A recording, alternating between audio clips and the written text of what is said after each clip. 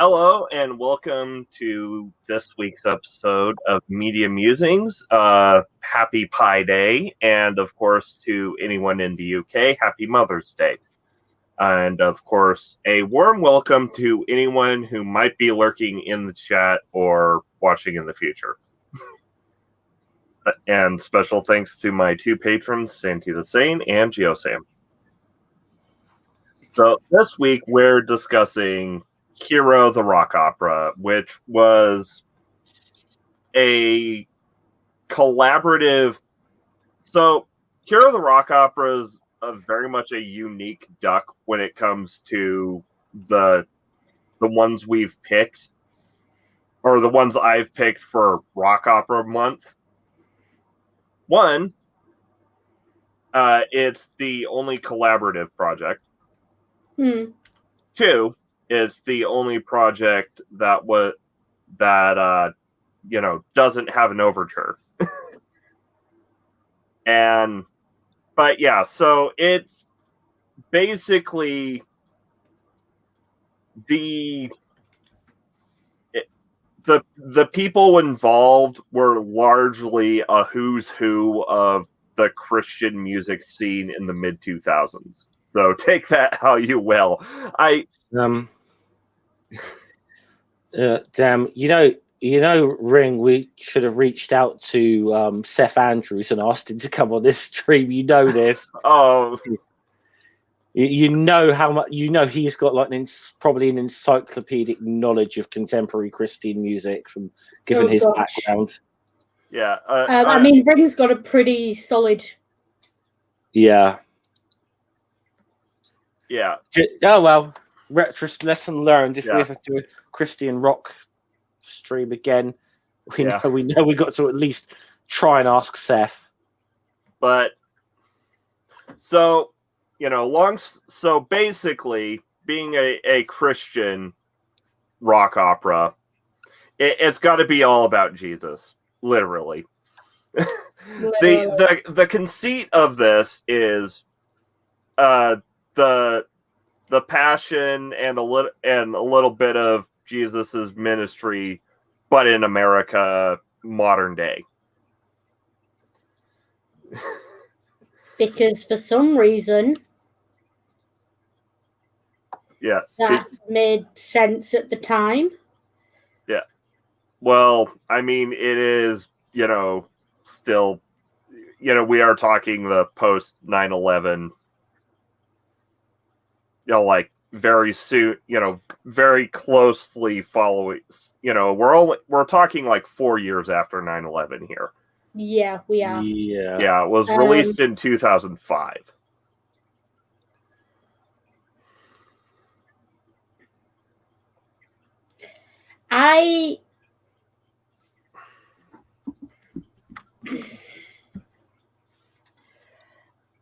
Yeah.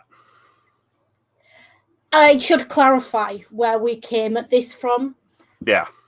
I heard this for the first time 2014, driving across America with Ring, who played it for me in the car because we had several days of driving across South Dakota. And anyone who's taken a road trip in America knows you can't trust the radio stations. You've got to have CDs, or at least something. Yeah. And I should point out at the time I was still kind of in with an evangelical church in the UK. I was still with, they were known as the Trinity Life Church. They were an evangelical, Pentecostal, and the whole shebang, the whole 9 yards. And they love bombed me hard to recruit me when I was that's kind of what they do, though. Yeah. So this was the end of my second year of uni. I'd been baptized the previous March, and it was August, and I was already moving away from them but Yeah.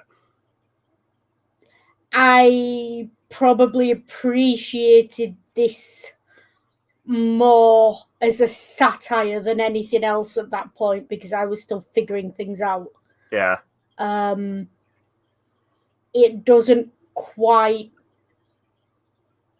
unless you take amusement from very thinly veiled satires of biblical stories, it's probably not the rock opera for you. Yeah. Though there are a few songs I still like out of it. There's some good songs in it. Also, I will say, this is one of the few Western productions where Jesus isn't a white guy. Yeah. Although the various styles in this, yeah, it doesn't hold up. I'm sorry, it doesn't. So, I will say, because I even as a Christian, I didn't really view it very much as a rock opera because it there's a lot more hip hop in there than there is rock. Yeah, there's a lot of hip hop in there. There's some stuff that sounds like it was influenced by sort of Mexican or Cuban music. Secrets of the Heart has a very Latin theme, Latin sound Secrets to of the Heart, yeah. There was something I wanted to bring up just about rock operas in general, not necessarily this one, although this spawned the question. What's the difference between a rock opera and buying the soundtrack of a musical?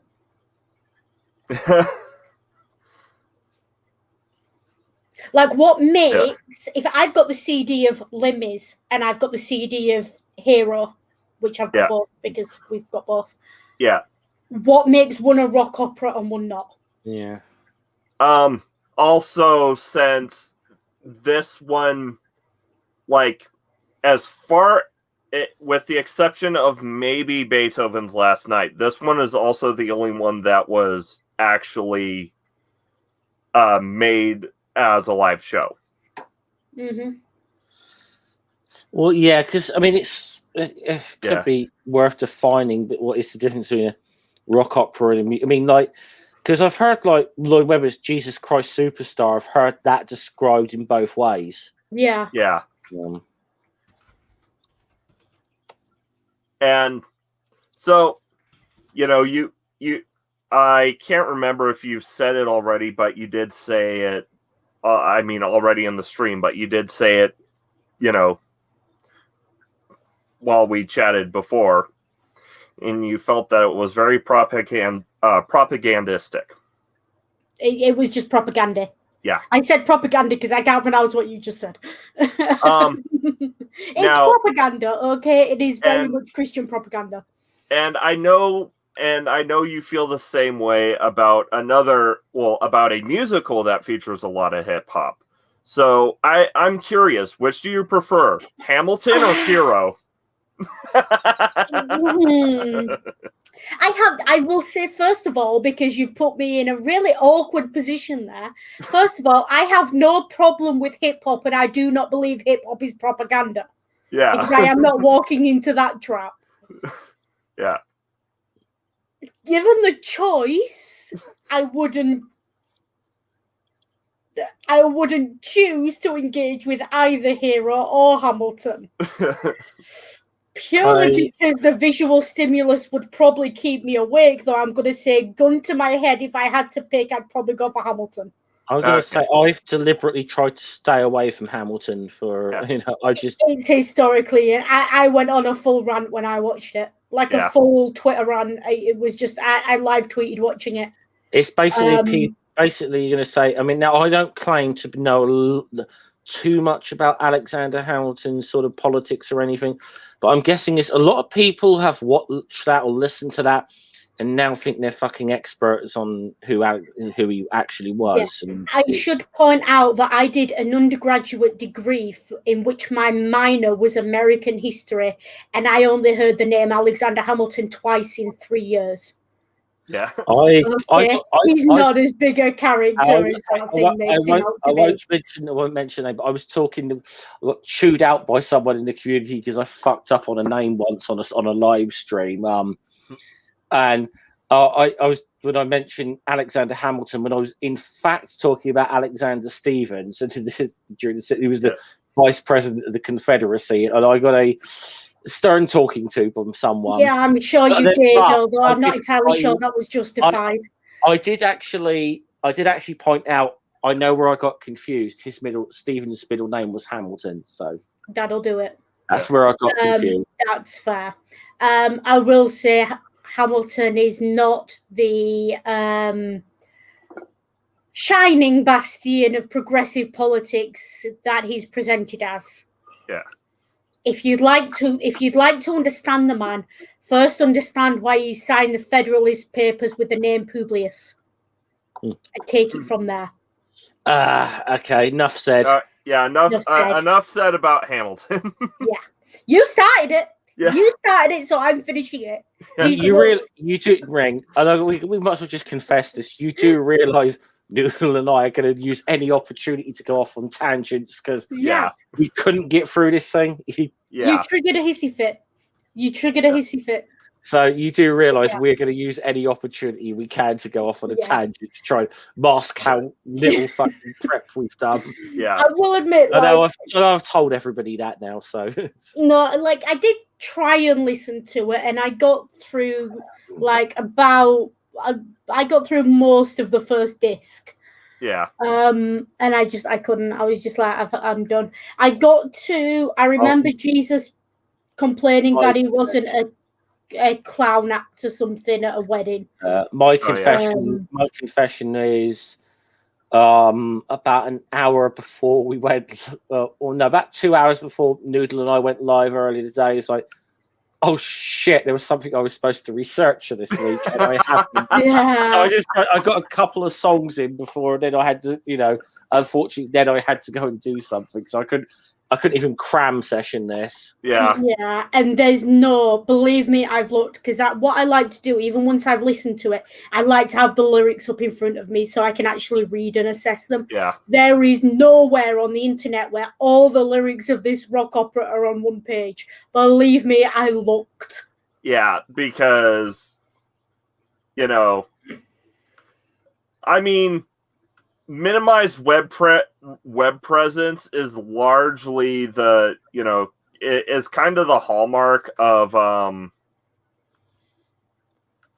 Christian media in the 2000s. Look, you can't put propaganda freely open on the internet because then people start to criticize it. This is my theory, and until someone proves otherwise, I'm sticking to it. Just like they do with Flat Earth and Young Earth. But then you got others who just buy that shit wholeheartedly. Yeah. Yeah.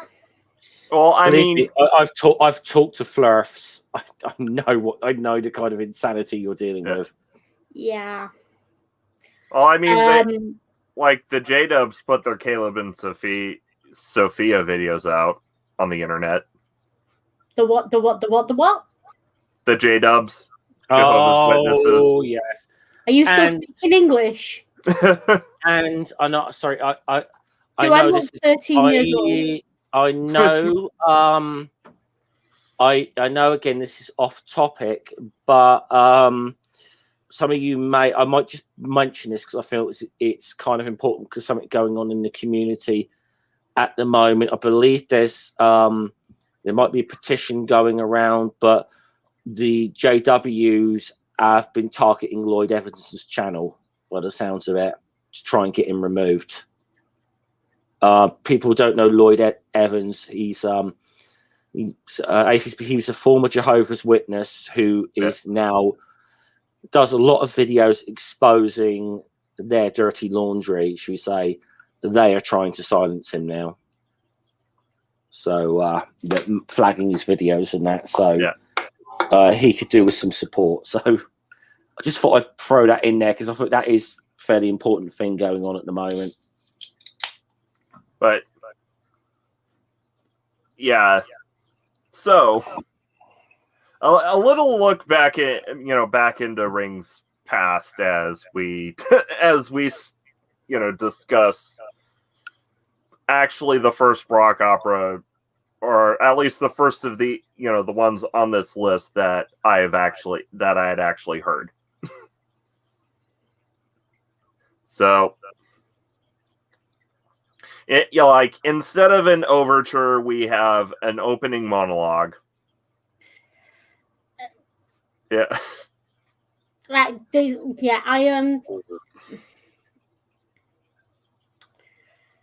I've never been a particular fan of rap. Yeah. I had a bit of a phase as a teenager, as most little hellions do, with Eminem, and that was about my limit.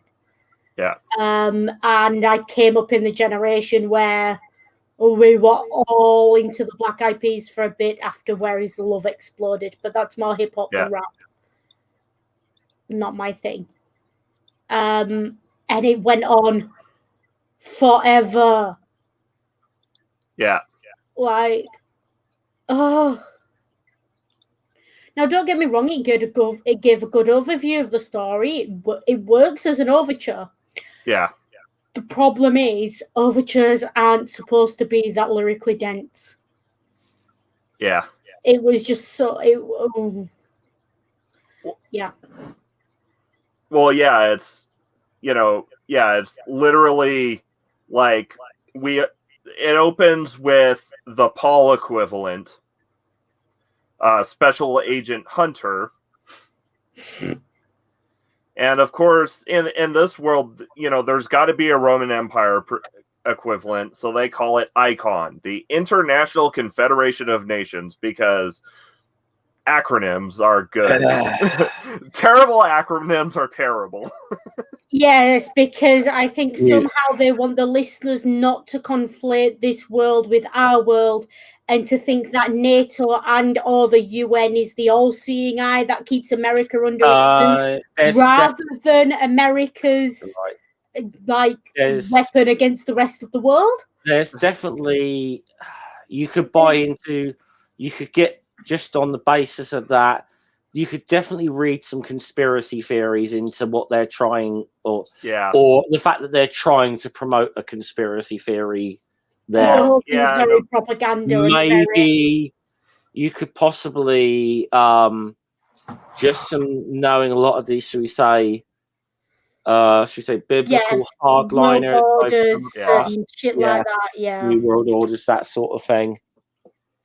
Yeah, I can. Yeah. But it's literally just an opening monologue from a prison cell, and then this is how it happened being wrapped a few times. And then we cut into A Few Good Men. This is where the propaganda turns up to 11. Yeah.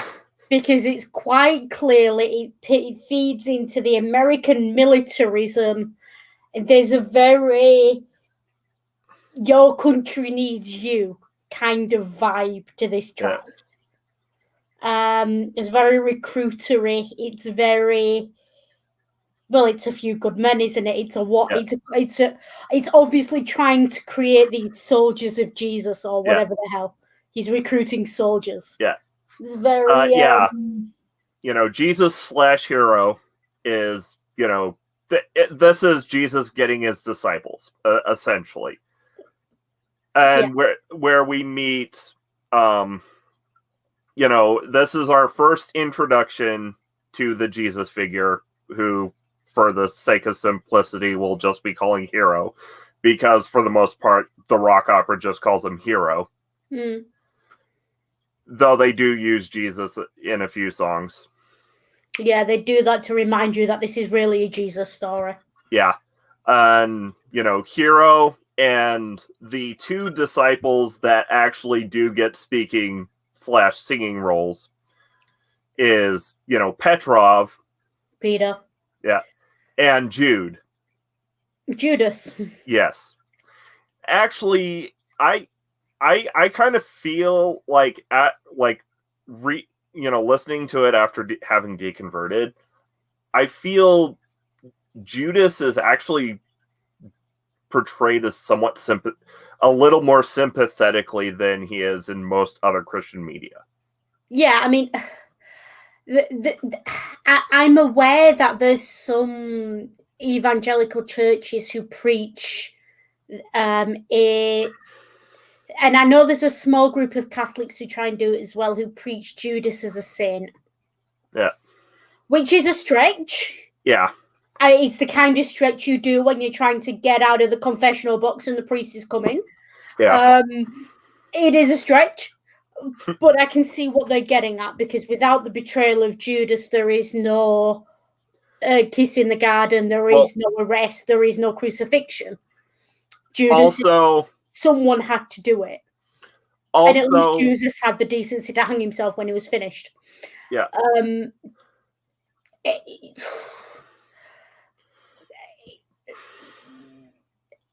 I'm wary of any media that portrays Judas sympathetically. Well, it's so it feels like after hearing it a couple times, after deconverting, it feels like they try to take the characters from the biblical stories and add a little more nuance to it. Listen, I'm just going to say one thing. Yeah. American evangelical Christians are always going to make Judas sympathetic, because how the hell otherwise are they going to justify having super rich pastors? Yeah. They are never going to demonize the dude who sold his mate out for 40 pieces of silver. Yeah. Though I will say, so here's the thing. Listening to it as an evangelical, Judas in the story is not sympathetic, because he's being portrayed, especially in A Few Good Men, as trying to, as worldly, as more as concerned about what like surviving and stuff, instead of just trusting hero. Because there's a bit, there's a bit where he says, "Does this job pay anything?" And he it's kind of that moment of, how dare he? Yeah, and he asks, and he asks, "Are we talking about a vacation here, or could we try for a week or two?" Yeah. So he's quite clearly, he's the only character who's got his head screwed on. Yeah. Which, I get. It's well done. I'm not entirely... Again, I think a lot of it is... It's a very unusual reading of Judas, because the one thing we know about Judas from what we know of the biblical sources... if we take the hypothesis that the guy even existed and this lot wasn't just, whatever. Yeah. Tax collectors in the Roman Empire weren't poor men. Well, they were skimming off the top. No, Judas wasn't a tax collector. It was Matthew that was a tax collector. I'm sure it was Judas. No, Matthew was the tax collector. So what was Judas's job? Remind me. I think he was one of the fishermen. Like, a bunch of them were fishermen. I know a lot of depictions portray him as something of a religious zealot, and like coming from one of the partisan anti-Roman movements.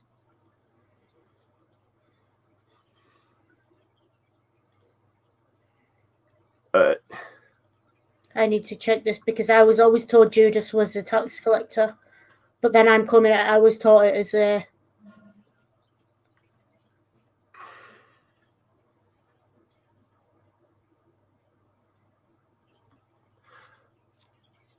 Or like maybe you're conflating it because there is like a thing of like the role he filled in the disciples. No, because when Jesus went out to recruit, none of the local people would interact with Judas because he was a tax collector. No, it was Matthew. That was the tax collector. Matthew 9 through 13. Of course, you would know that off the top of your head. Actually, no, I Googled it. I am reading it off a website right now. Fair. Okay. Yeah, I Googled occupations of the disciples. I could have sworn I was taught that story as it was Judas. Yeah. Because that was kind of the justification for everything he did in the first place. Yeah. But yeah, for the most, the one of the only ones we really know, or we really know as in, oh, I'm back, guys. the only disciples that are listed as having like specific occupations are Matthew, who was a tax collector. Yo, Scummer, settle for me. What were you taught Judas's job was? Oh, I'm trying to remember because there were two Judases I remember for the disciple. There's one that was also known as Fadidas as well, but I'm trying to remember what he was actually described as being, but it had something to do with money. I think I don't get a real. I only did like got basic C of E, so you probably no, not I'm wondering if I'm conflating Judas with Zacchaeus. Who was climbing, who was in the tree, who wasn't actually a disciple. Yeah, you could be, because that one, or it was the one about. There's something about Judas and being a tax collector. I know there is. I know. Yeah. I know there's tax collectors or something to do with it. I know that there's some not exactly readings, but some bits where some Christians will say that what he did in the for the group is he was the treasurer of the group. Mm-hmm. I know that might be it. Yeah. We're going back 15 years since the last time I really paid attention to biblical. Yeah, this is writing. The problem. So, I have read the entire Bible, but it was a long time ago, and just forgive me if I do not memorize every single bit of that, because in fact I actually actively tried not to memorize a lot of it. Yeah, a lot of it I got like. Yeah, you weren't forced to, so. Yeah, I wasn't necessarily forced to, but I was kind of expected. For my GCSE and religious studies, I had to learn Mark's Gospel pretty much by heart. Yeah, and hey B. Hey B. So yeah. Yeah. I don't know where that came from. Ignore me. But I could have sworn Judas was it something like he was. I don't know why I've got it in my head that it was Judas. I've always had it in my head that was Judas. But yeah, because I think some depictions show him as the group treasurer, which makes no sense considering it was Matthew that was the tax collector. This is what I mean. Yeah. I wonder if there's some versions of it that make him the tax collector rather than Matthew. Because, or who knows? I think Judas is one of those ones that isn't listed as having a specific job. It's we know Matthew was a tax collector, and we know Peter and Andrew were fishermen, and that's about it.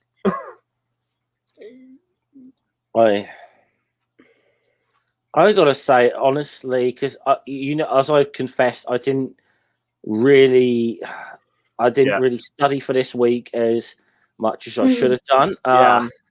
I am thinking, what if Brian had been born in Bethlehem, Pennsylvania? Could have been a better musical. It could have been a better rock opera.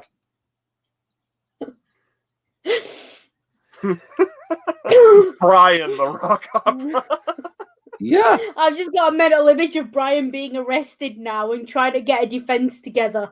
The defense calls Brian's mother.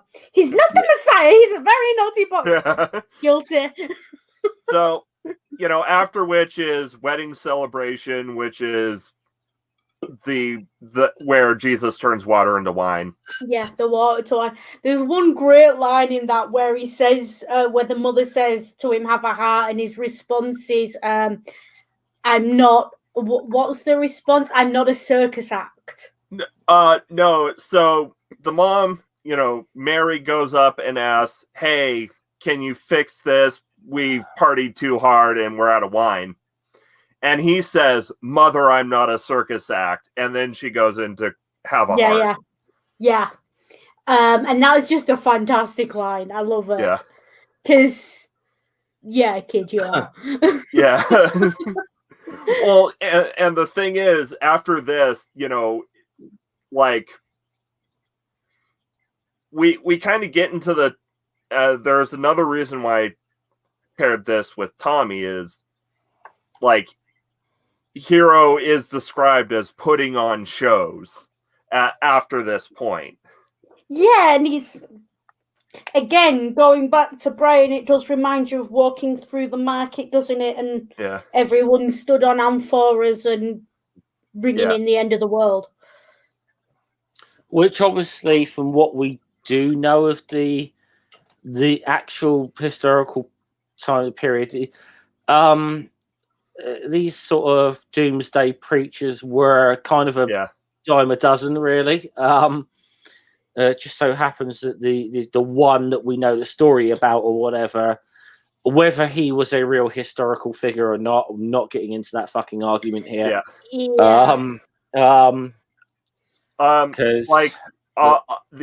only thing I'll say about the historicist versus mythicist argument is, proving someone existed doesn't prove any supernatural claims about them. It doesn't matter.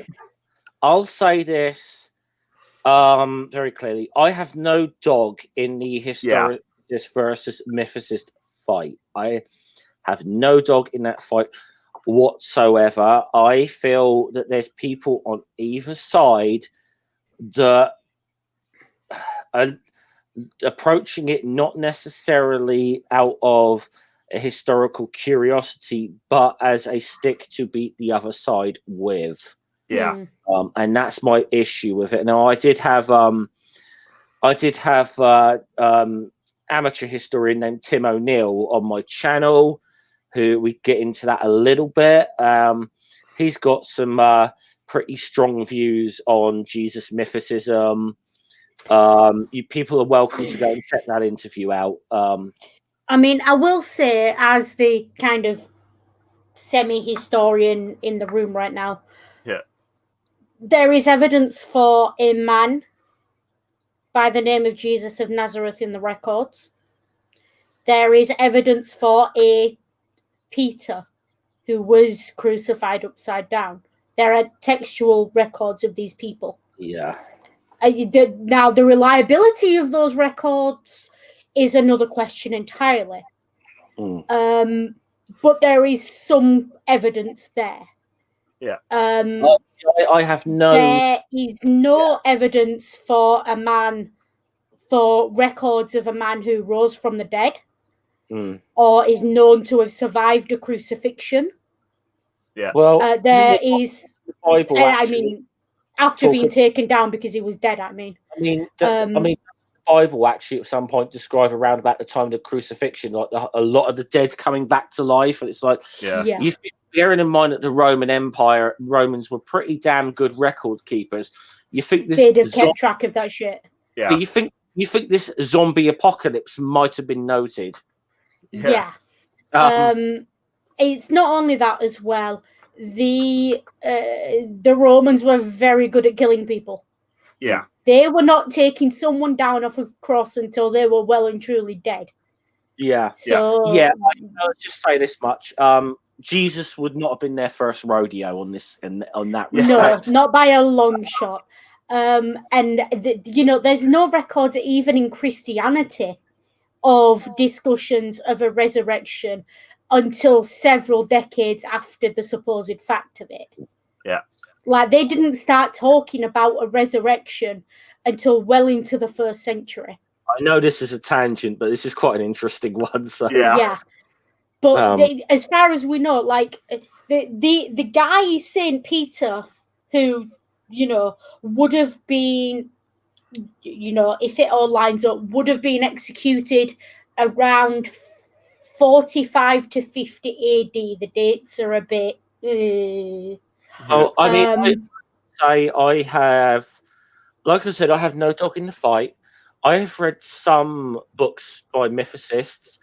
Most of them are fucking batshit crazy theories. If anyone's read the book Caesar's, well, I'll save you the job. Don't bother with the book Caesar's Messiah. It is flat Earth fucking conspiracy. Yeah, it's nuts. Richard Carrier's on the historicity of Jesus is a better because Carrier is an actual historian. Yeah. I will say there is a certain point in it where he kind of loses me with where he believes the actual myth kind of came from. I mean, there's claims of an archaeological site of a cave with bones in it that have been found, but if you raise from the dead, why are the bones still there? That there's various claims and things. It's all very woolly. Yeah. If they had found definitive proof of Jesus Christ who lived, grew up, was crucified, died, and then rose from the dead, I assure you, you would know, because every Christian church on the planet would make sure it was on every headline on the planet. Could we just would know. Could we just say, because we have taken a massive tangent from the source, what the stream's supposed to be about, but this could be a future discussion on something that Noodle and I are working on. It could be, yes. This could possibly be a discussion for that, and that's the only teaser we can give you at this point. Yeah. The reason I said that, though, is because of the next song and Maggie. No, the next song is Fire of Love, which is where we get our first introduction to the main antagonist in this rock opera, Kai. Yeah. Yeah. Who's Caiaphas. Caiaphas. He's just an allegory for Caiaphas. Yeah. Yeah. And I will say, like, for the most part, their depiction of Jesus, especially in the earlier bits of the rock opera, is a lot closer to, Comrade Jesus. I think, though, the reason for that is because they're trying to make Jesus cool. Yeah. They're quite clearly trying to appeal to a younger audience with the music style and everything else. Yeah. And this is what I mean by its propaganda. Yeah, and I will agree with you on that point, but I'm putting a pin in it because they start sneaking things in later. Yeah, they do. But that's how propaganda works. Yeah. You grab people and then you start drip feeding them the bullshit. Yeah. So we have that. Caiaphas is there. Yeah.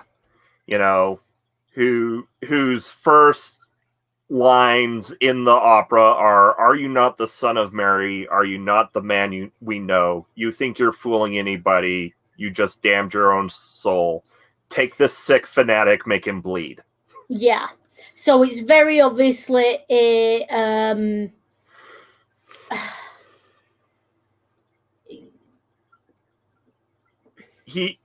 he's the stuffy religious orthodoxy. Yeah, this is the give to Caesar what is Caesar's. Yeah.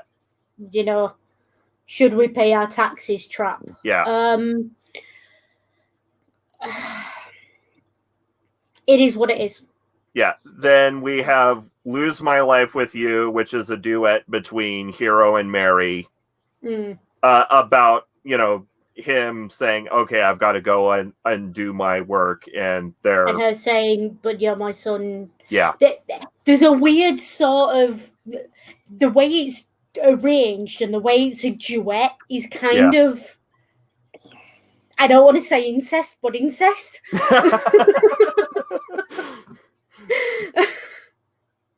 Like Reigns of Castamere just starts playing in the background. Just the Reigns of Castamere in the background there.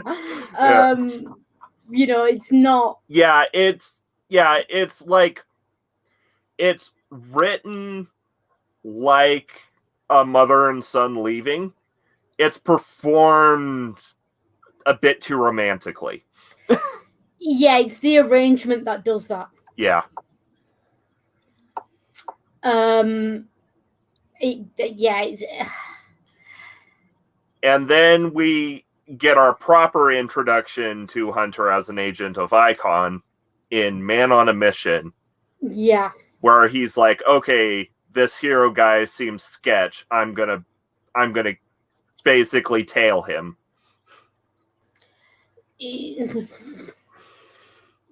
And at this point, Icon becomes ice. Let's just say it. Yeah.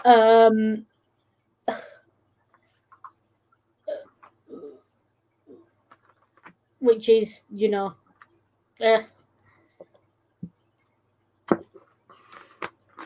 apparently they made a video of this.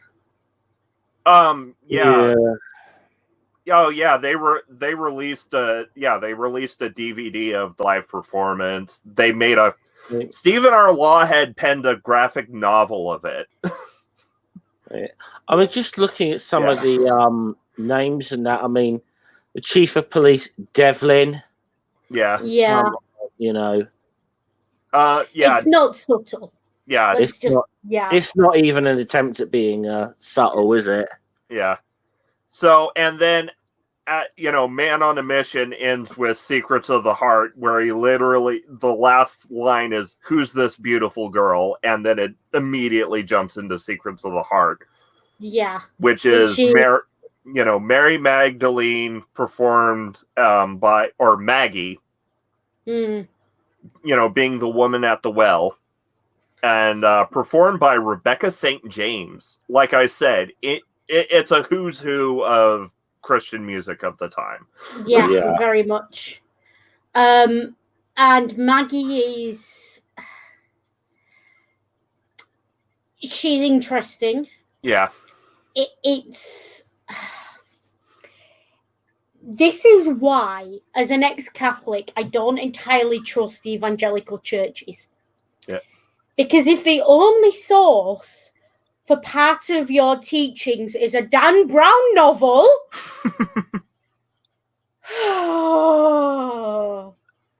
at least pretend like you're using a vaguely historical source. Yeah. Yeah. Wrap it up in gold and put your preacher in a robe. At least try. Yeah. I'm gonna say that. Can I just say one thing on that reference? I don't think I should need to tell anyone this really, because most of Ring's audience are pretty smart or whatever.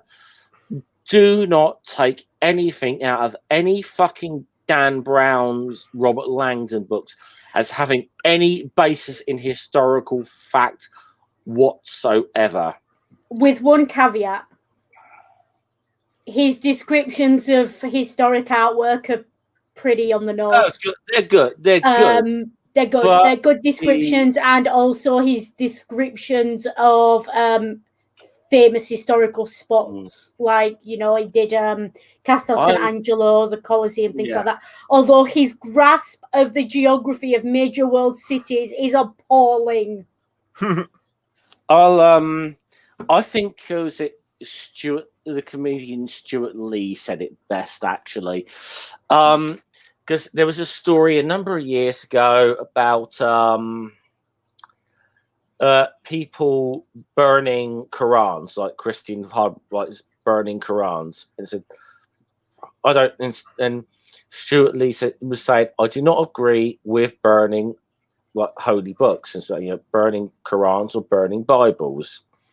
I don't agree with burning any books. Yeah.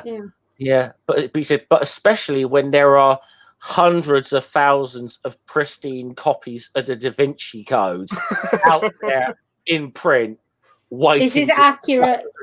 I approve. Yeah. Burns, But yeah, I approve of this message. Yeah. But yeah, basically Maggie tries to ply her wares to Hero and gets converted because Hero, Hero reads her mail to borrow an evangelical phrase. Yeah, she's the hooker with a heart of gold. Yeah. Or what's that Randy Travis song? 3 Wooden Crosses. Yeah. Do you know it? No. It's the story. It's a preacher telling a story about 3 crosses on a highway. Major pile up, including a 16-wheeler, and you had the trucker, a teacher, a hooker, and a priest, and the only one who survived was the hooker. And the priest gave her this Bible in his last moments, and the preacher's telling the story and says, "I know this story because this is my mother's Bible." Like it's a classic Christian, mythology like song. It gave me that vibe with Maggie for this, and saved by a devout man kind of thing going on. Yeah. Although, as if there's anything that she needs to be saved from, she was probably making a perfectly good living before he came along. Yeah, and then we get to Stand Up and Walk. Yeah. Where they kind of mash a couple different miracles together. Yeah, I mean, you've got Lazarus in the title. It's not Lazarus, is it? It's the girl. It's so they mash where he heals he heals the guy's hand on the Sabbath with where he heals the cripple at the pool.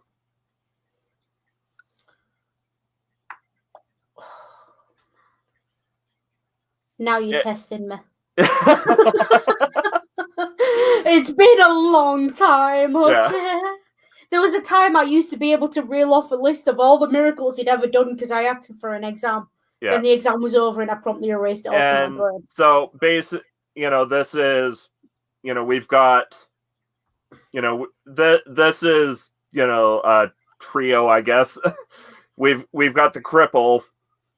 And then we have Michael Tate as, we should hero. Clarify. The song calls the character a cripple and he's not being. Yeah. Yeah. No, and he's listed as cripple in the cast. Which. No further comment. Yeah. I think there's only 7 of the miracles, isn't it? That Jesus is supposed to. Yeah. Is that 2 correct? feedings. 2 feedings. 1, 2. The leper, the hand, the cripple. I suppose I don't like that word. It's the water into wine, walking on water, feeding the 5,000, healing the blind man, healing the paralytic. The water of the Roman soldier. And of course we have obviously Kai they're making and this is where Kai kind of gets a little bit of a humanization, because in this in this song he's less portrayed as stuffy religious orthodoxy and more community leader trying to look out for his community, because he says, "Do you have a permit for these healings on the Sabbath? don't invite the riot troops of Icon to descend on us. You should be aware that talking about riot troops today to British people is a bit touching a nerve. Oh, sorry. You weren't to know, but it's a bit of a raw nerve. Yeah.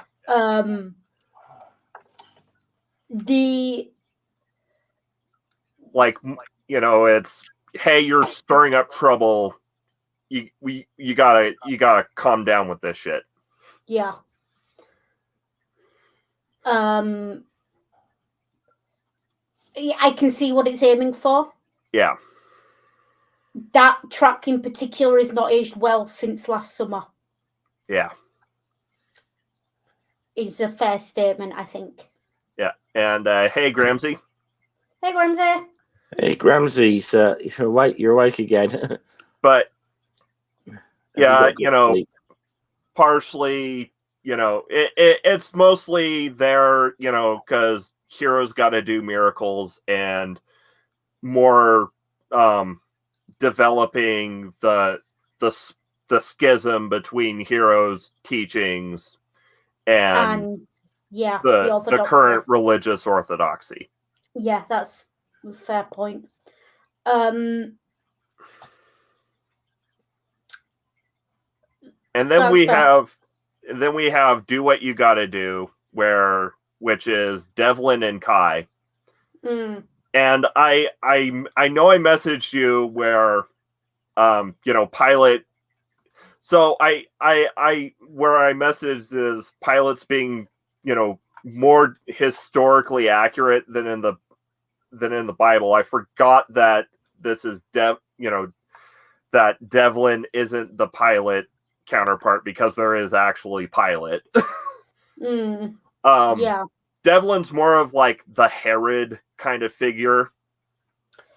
Devlin is listed under TV tropes as the dirty cop. Yeah. Yeah, he's he's clearly an allegory for the devil. Yeah. I mean, it's not even subtle with that. Yeah. Yeah.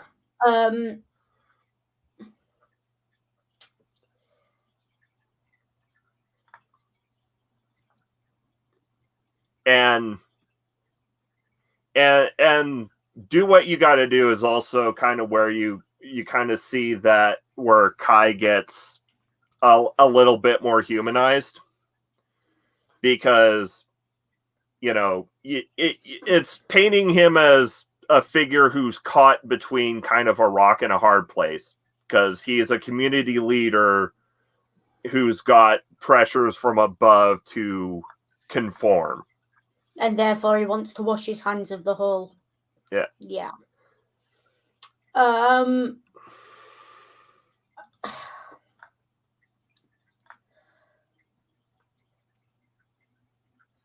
Honestly, moving on to Take My Hand, I never really rated Take My Hand as a song. Which one's Take My Hand? Take My Hand is Healing the Lepers, but updated to where it's AIDS. This one just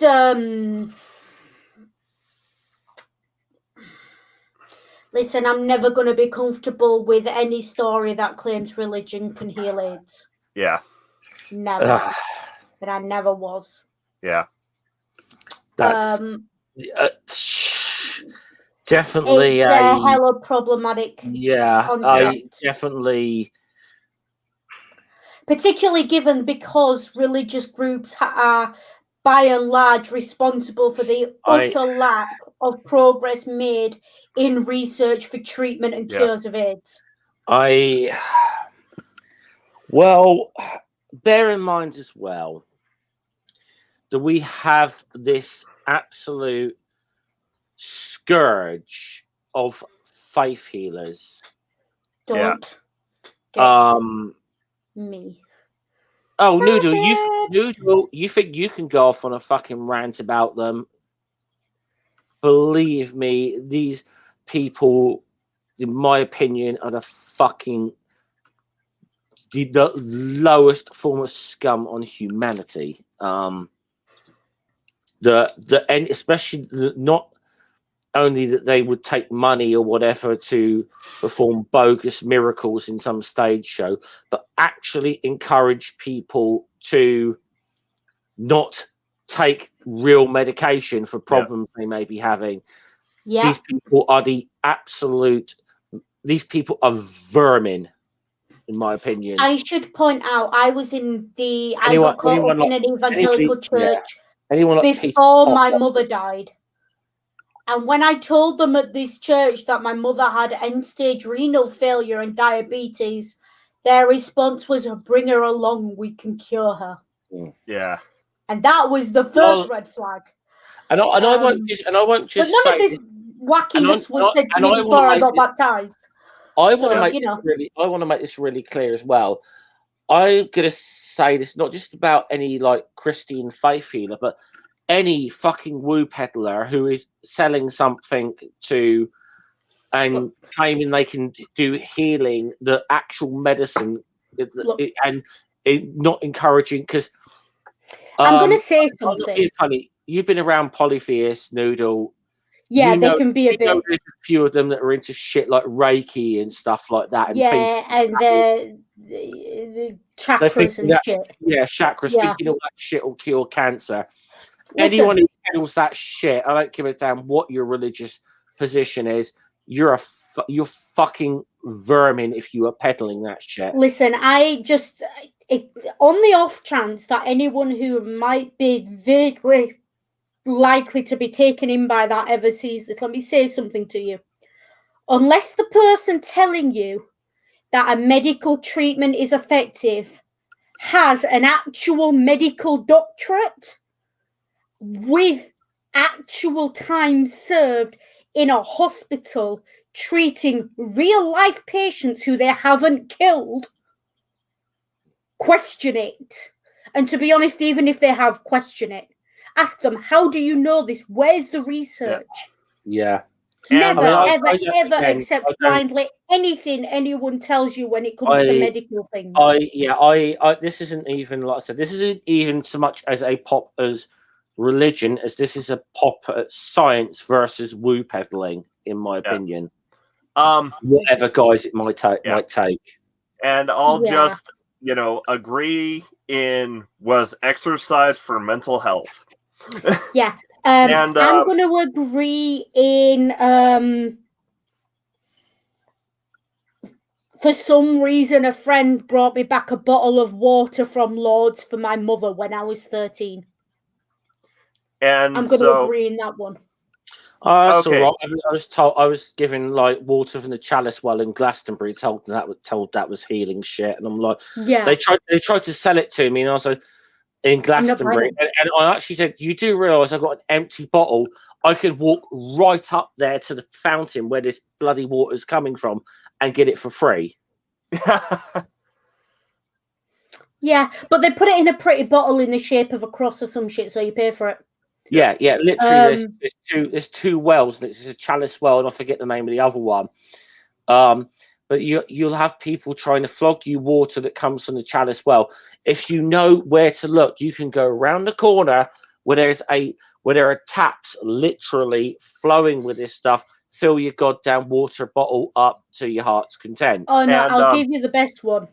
I was in Rome, walking through Rome. Now Rome is Catholic, and technically, yes, Catholics have miracles, but not on the same extent as evangelicals. Yeah. I literally watched the guy with these little plastic bottles they were in the shape of like the Virgin Mary and stuff. Yeah. And I watched the guy with these bottles go up to a public tap in Rome. Now, if you see any fountain, any running water in Rome that comes out looking clean is drinkable. It's a big thing about Rome. It's kind of historically, Romans don't pay for water. It's a thing. And all the fountains are drinkable. Like even the Trevi fountain and stuff is drinkable as long as you get it from the running source. And I watched him fill these bottles and then walk up to a bunch of Spanish, what I presume were Spanish students. They were speaking Spanish. So they might have been South American for all I know, but it sounded like they were speaking Spanish, and sell them these bottles at €10 a pop. Yeah, Like, that is, I got to tell you something. One more little story before we actually get back to the subject matter of this stream. Best little tourist scam I ever was aware of was, now bear in mind, I used to do American Civil War reenacting. Well, one of my friends who actually went to battle, went to Gettysburg. That tells you a look at Gettysburg, and someone there tried to flog him what he claimed was Stonewall Jackson's sword at the Battle of Gettysburg. Before Gettysburg turned around and said, "Well, that's a fucking miracle because he died at Chancellorsville." Yeah, which was like months earlier. But how many people do you reckon he's not sold these cheap knockoff swords to? Yeah. They probably picked them up when they were on sale at the local like US Army PX for the Army officer swords. Yeah. It's probably what they were. Like, so and I think we can just skip Love's declaration because it's just the Beatitudes set to music. Yeah. That's literally all it is. So the next one's a rap song, isn't it? It's called with T-Bone. Is that right? Raised in Harlem. Yep. Yeah. Gramsci's still in the chat because I did say we were covering a Christian rock opera. Yeah. If you're unaware of the premise of Hero, imagine the story of Jesus only if he was born in Bethlehem, Pennsylvania. Yeah. Basically, that's kind of the gist of this. Yeah. My thing with the entire concept of that plot is Americans have to make everything about them. And we're not there yet. Okay, we're getting there with the cultural expansion of American idea, but we're not there yet. Yeah. Well, and to be honest though, Bethlehem, Pennsylvania is probably going to be more of a selling point than saying, we as Brits trying to say, what if the Messiah had been born on Clacton-on-Sea or something, Yeah. Yeah, I just... So, yeah, Raised in Harlem is, hero, Jesus. It's the modern version of raising Jairus's daughter from the dead. Yeah. This is the girl who was the girl in the room, wasn't it? Who was where he's like, she's just so. And here's the thing. So in the biblical story, it's she had a fever or whatever and seems to be dead, and Jesus says she's only sleeping. So and he says, "I tell you, little girl, get up." Yeah. Yeah. So you could conceivably say, "Oh, she was just in a coma." Yeah, I had a fever. Yeah. In this version, she's dead. Yeah, because she was shot up in a drive-by shooting. Yeah, she's. But now I got to say something about the artist who did this T-Bone, who's a Christian rapper.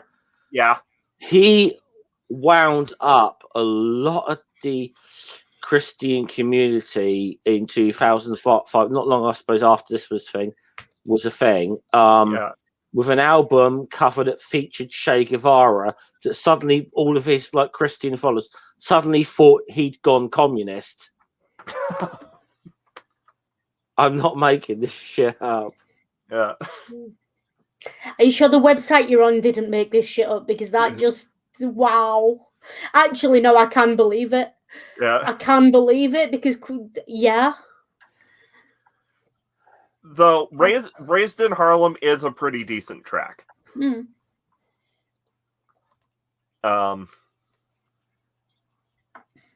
But Raised in and it serves the purpose in this story as to be the this is where Hero really kicks off in popularity. And which feeds into the next track quite nicely. Yeah.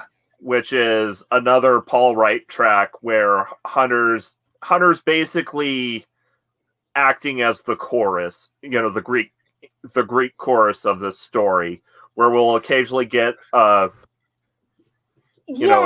was going to comment on that a lot of the rap tracks seem to be acting the role of the Greek chorus. Yes, basically, occasionally, like with Man on a Mission, and they're calling him Hero. Hunter, steps in as the Greek chorus to kind of give us an update of what's going on. Yeah. The one thing I will say about this, I kind of like the fact that it doesn't follow the biblical narrative structure of the order of miracles. It's all over the shop. Yeah. So it does give it that sense of hearsay and oral history that I quite like. Because Christians have got their book. All well and good. Let's not go there because let's just not go there. But 90% of Christianity is oral history. Yeah. And at the very least, we know that it's someone scribbled down the oral history on the back of a napkin and then someone else printed it off. Yeah. It's not, and it's just, and actually, it kind of feeds into like a modern, like it kind of feeds into that tradition of oral history and modernizes it a bit. Yeah. By opening the song with fake news clips. Mm-hmm. Which, how the hell they knew the term fake news in 2004? Yeah. Well, fictionalized, in-world news clips, like including one, a snippet that says where an anchor's talking about sightings of the Soul Man. The Soul Man is not who you think he is. American Christians, please don't ever make that mistake again. All that tells me is that you can't tell the difference between one brown person and another. Yeah.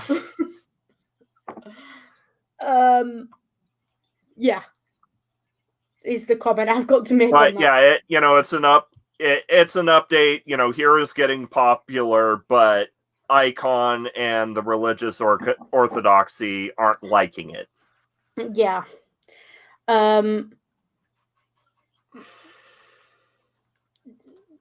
We should point out as well with this Icon, the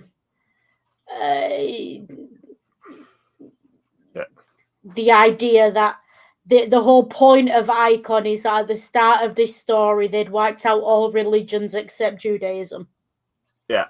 So when we say that it's quite clearly a reference to some conspiracy of one world order, we ain't joking.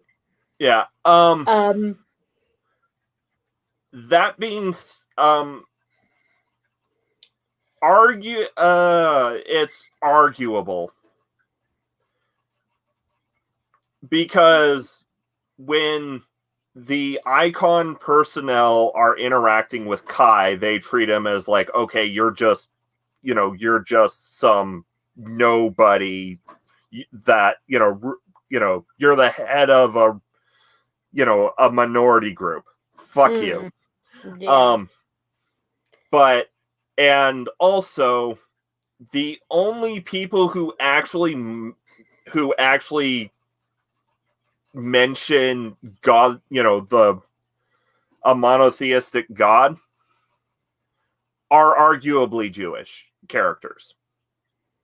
Mm-hmm. So, that being said, God is referred to as the Father. See, which is a Christian concept, a solely Christian concept.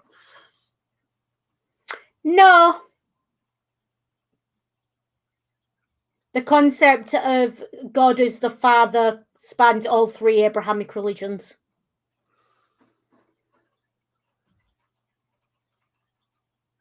Okay.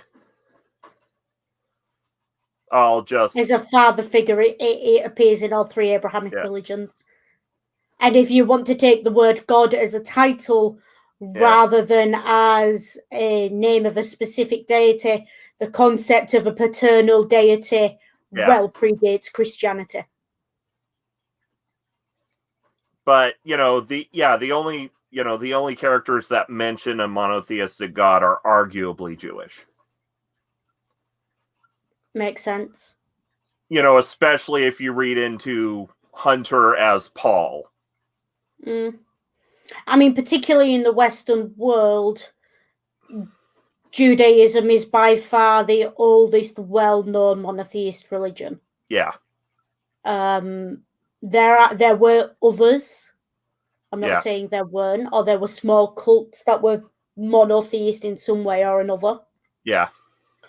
But Judaism is the one that's lasted the longest and is the most well-known by a country mile. Yeah. So, yeah. And then we have manna from heaven, which is just the feeding of the 5,000. Yeah. And I don't really rate that track. Yeah. Though, actually, I will say technically, everyone, if in this, alternate world, Judaism runs by the same rules, everyone in the crowd should have been stoned. because the chorus at the the song ends with the crowd going Yahweh, Yahweh. Sweet. Yeah. I will point out as well, this track, did anyone else get sort of African music vibes from it? Yeah. It had a kind of a little bit like it had come off the soundtrack to The Lion King or something. Yeah. I don't know a lot about African music, so I'm trying desperately not to be offensive while I describe what I'm talking about here.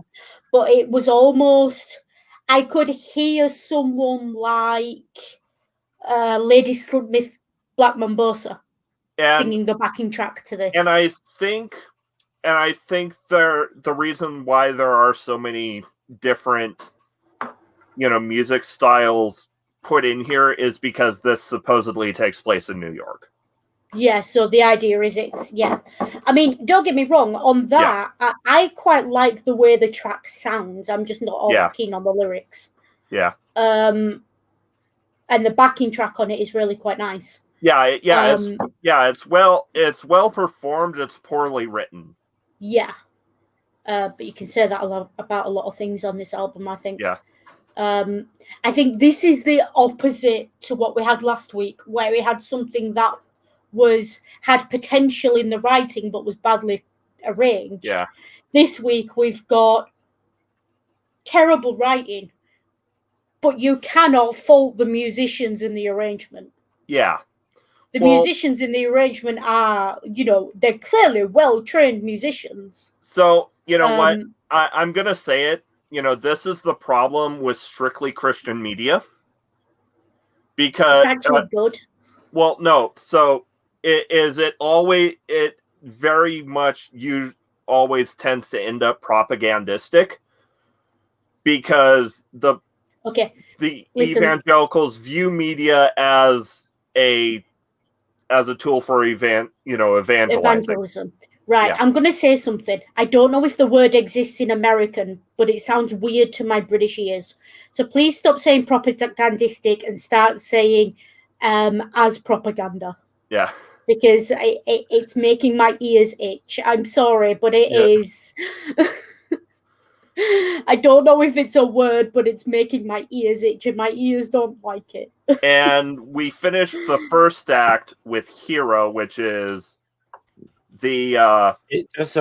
It does say propagandistic in British English. Yeah. I see that, but it just doesn't sound right to my ears. Characterized with a Z, by the way. Okay. Yeah. So enough yes, said. but that's the Collins Dictionary. Yeah, enough said. The Collins Dictionary is not. No. But okay. So we reached the end of the first act with Hero, which is the triumphal entry. Yeah. Which is Palm Sunday. Yeah. Enough said. So there is a good line in this song, and I think it's actually it's done. I think it's actually spoken by Jude. It's love's a beacon, but it ain't no weapon. Yeah, it's a nice line. I will say this song feels very classic rock, doesn't it? Yeah. Can I just ask, what does he enter the city on in this? Say that again? I feel, what does he enter the city on in this? Because, obviously in the Bible, Jesus enters Jerusalem on a yeah, you half expect him to ride it on a motorbike, don't you, or something? I don't think it should be like a great big Harley Davidson or something like that. I just think Jesus should be riding into the city on a Lambretta or something. Yeah. Piaggio Zip, or Piaggio or something. Piaggio if he tried to ride in on a Piaggio, a Lambretta, or a Vespa, he wouldn't have made it. Yeah, but so at least the Yamaha. Come on, give him something reliable. I'm going to say to you, it's more likely to have made it into the city than he would be riding a Harley Davidson, quite frankly. Yeah, but if those are your options, take the bus. As I said, said before, fun fact. Also, feel free to tangent away since we're at an act break and I need a brief intermission. Cool. Okay, well, as I said, little quick, as I said, fun fact: Harley Davidson motorcycles. 95% of Harley Davidson motorcycles ever made are still on the road.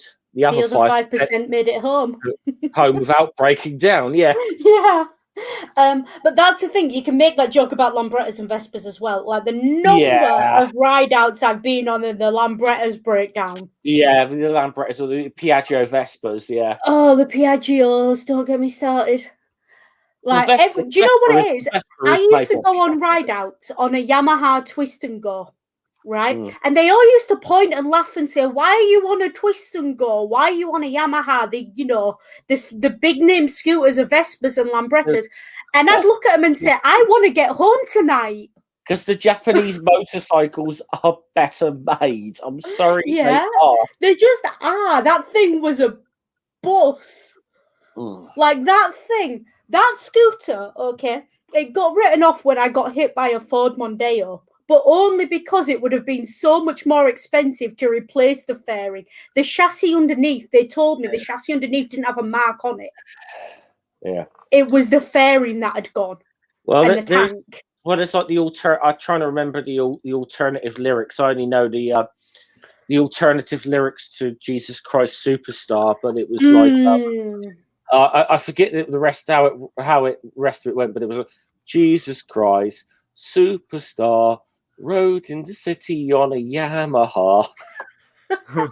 Hey, at least he made it. Yeah. But yeah, no, I will say for definite Japanese motorbikes. Listen, when what you really want, the ideal motorbike is built by the Japanese but designed by the Italians. If it's been done the other way around, you've got a problem. Yeah, this is kind of why I'm glad because I don't mind some Italian motorcycles. This is why I'm so glad that MV Augusta is no longer in Harley Davidson's hands. Anyway. Don't get me started. So, but yeah. Anyway, we are again tangents. Yeah. Anyway, off we go. Tangents because Noodle and I have not done our research. Well, and because I needed an intermission. Yeah. So Ring got their intermission and off we go. Yeah. So now we open up the second disc / act with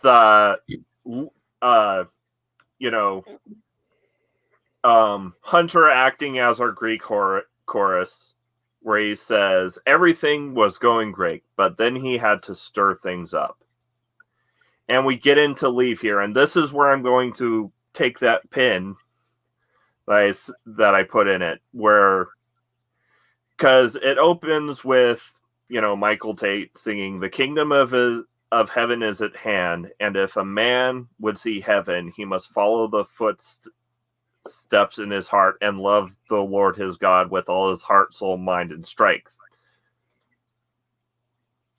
And then we get an assortment of street urchins and, lower class people and sex workers accosting him and telling him that we don't want you here. Yeah. It's very Sodom and Gomorrah, isn't it? Yeah. It's very not the narrative as per biblical narrative. So, and I liked Leave Here as a Christian. It still has a good beat to it. It's still well performed. I don't really like it as much after I deconverted. Lyrically, yeah. Yes. It's got, do you know what it sounds like? Leave Here. Let me just. It kind of sounds, and this is going to sound really daft, because it's nowhere near that skill level. That's not what I'm saying. It sounds almost like the start of a lot of Queen songs, like Who Wants to Live Forever. It's got that ethereal track, It doesn't pull it off anywhere near the skill level of Freddie Mercury, but it's trying for that sort of ethereal, how Who Wants to Live? That's how it starts off. That being said, damn! I'm sorry. I just remembered, because I got into a weird little Twitter thing with Jen and Jay earlier today when the only thing Jay tweeted was "It's a kind of magic," and people started and I had to just do it. I just had to shed a gif from Highlander. There can be only one. So, but yeah, it's that kind of sound that it's going for, this track. Though I will say that, the people accosting here are a little more sympathetic when you listen to it after, when you don't listen to it as an evangelical. Yeah. Because they're more, they're basically saying, we don't need, your faith healing. We need actual help. Yeah. We don't take our spiritual guidance from vagabonds. We don't need a miracle worker to wave his wand. Yeah, so basically they're saying, come on, cough up, dude. If you think you're a medical man, show me your PhD. So almost in other words, this is a jab at the atheists, in other words. Yeah. Kind of thing, yeah. Well, and Maggie insults them, and then they Maggie has a verse where she insults them. And then they fire back at her, telling her that she's another hooker. She's a hooker telling too. her about herself, basically. Yeah. And they call her white trash, Maggie. So there is a slight racial component to this song. I don't think that it's not. It's very little to do with that. White trash is not. Yeah. No, but it makes at least to me, it makes it sound like these people are minorities.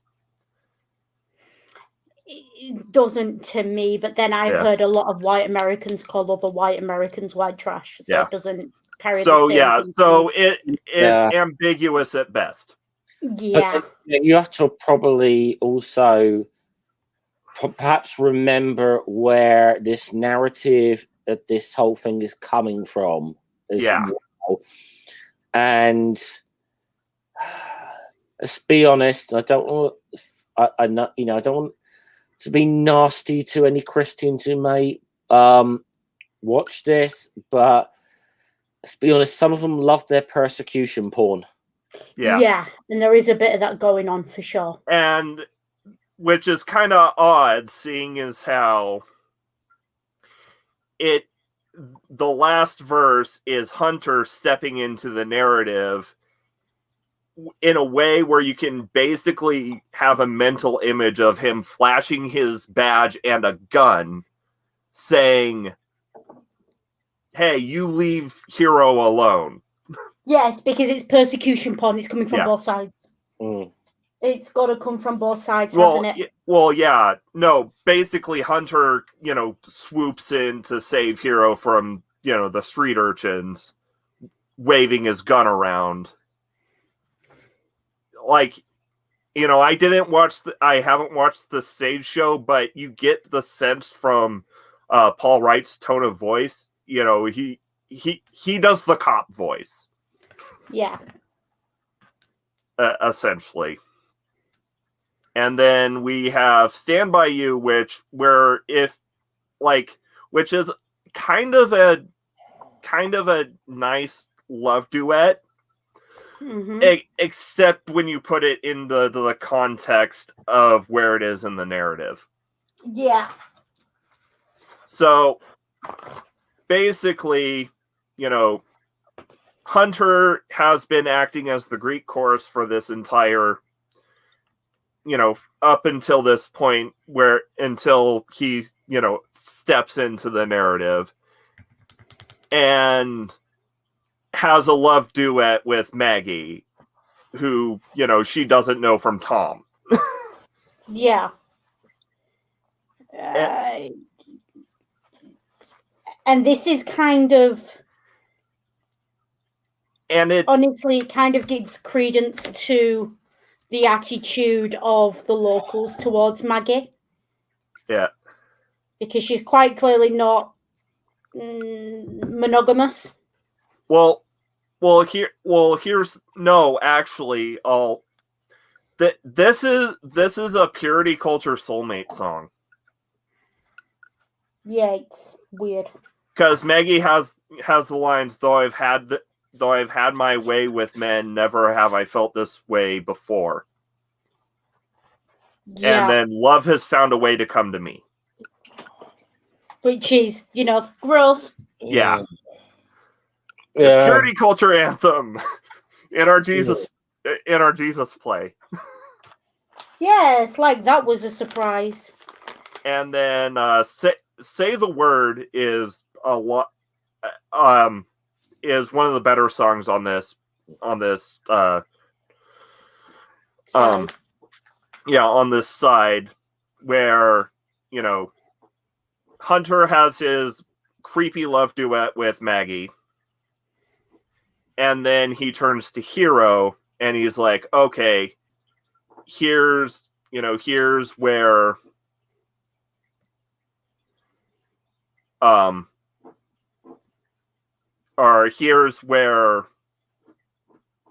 here's where I stand. I like you. I think you're on the level, but there are because of my job, there are lines I cannot cross. So I'll help you where I can, but there's some things I just can't do. He's the good cop. Yeah.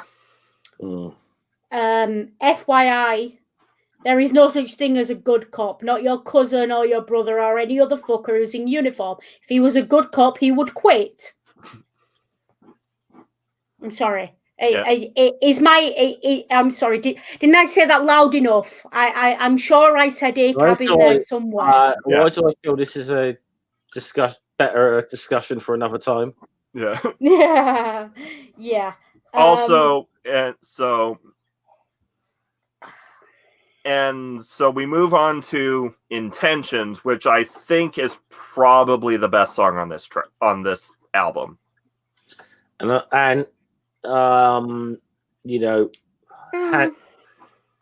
Yeah, I mean, it's got the sound to it, definitely. Yeah. Hands up, I didn't get this far with it. Yeah. So Intentions is Judas singing about how he's been set up as Hero's press agent between Hero and Icon.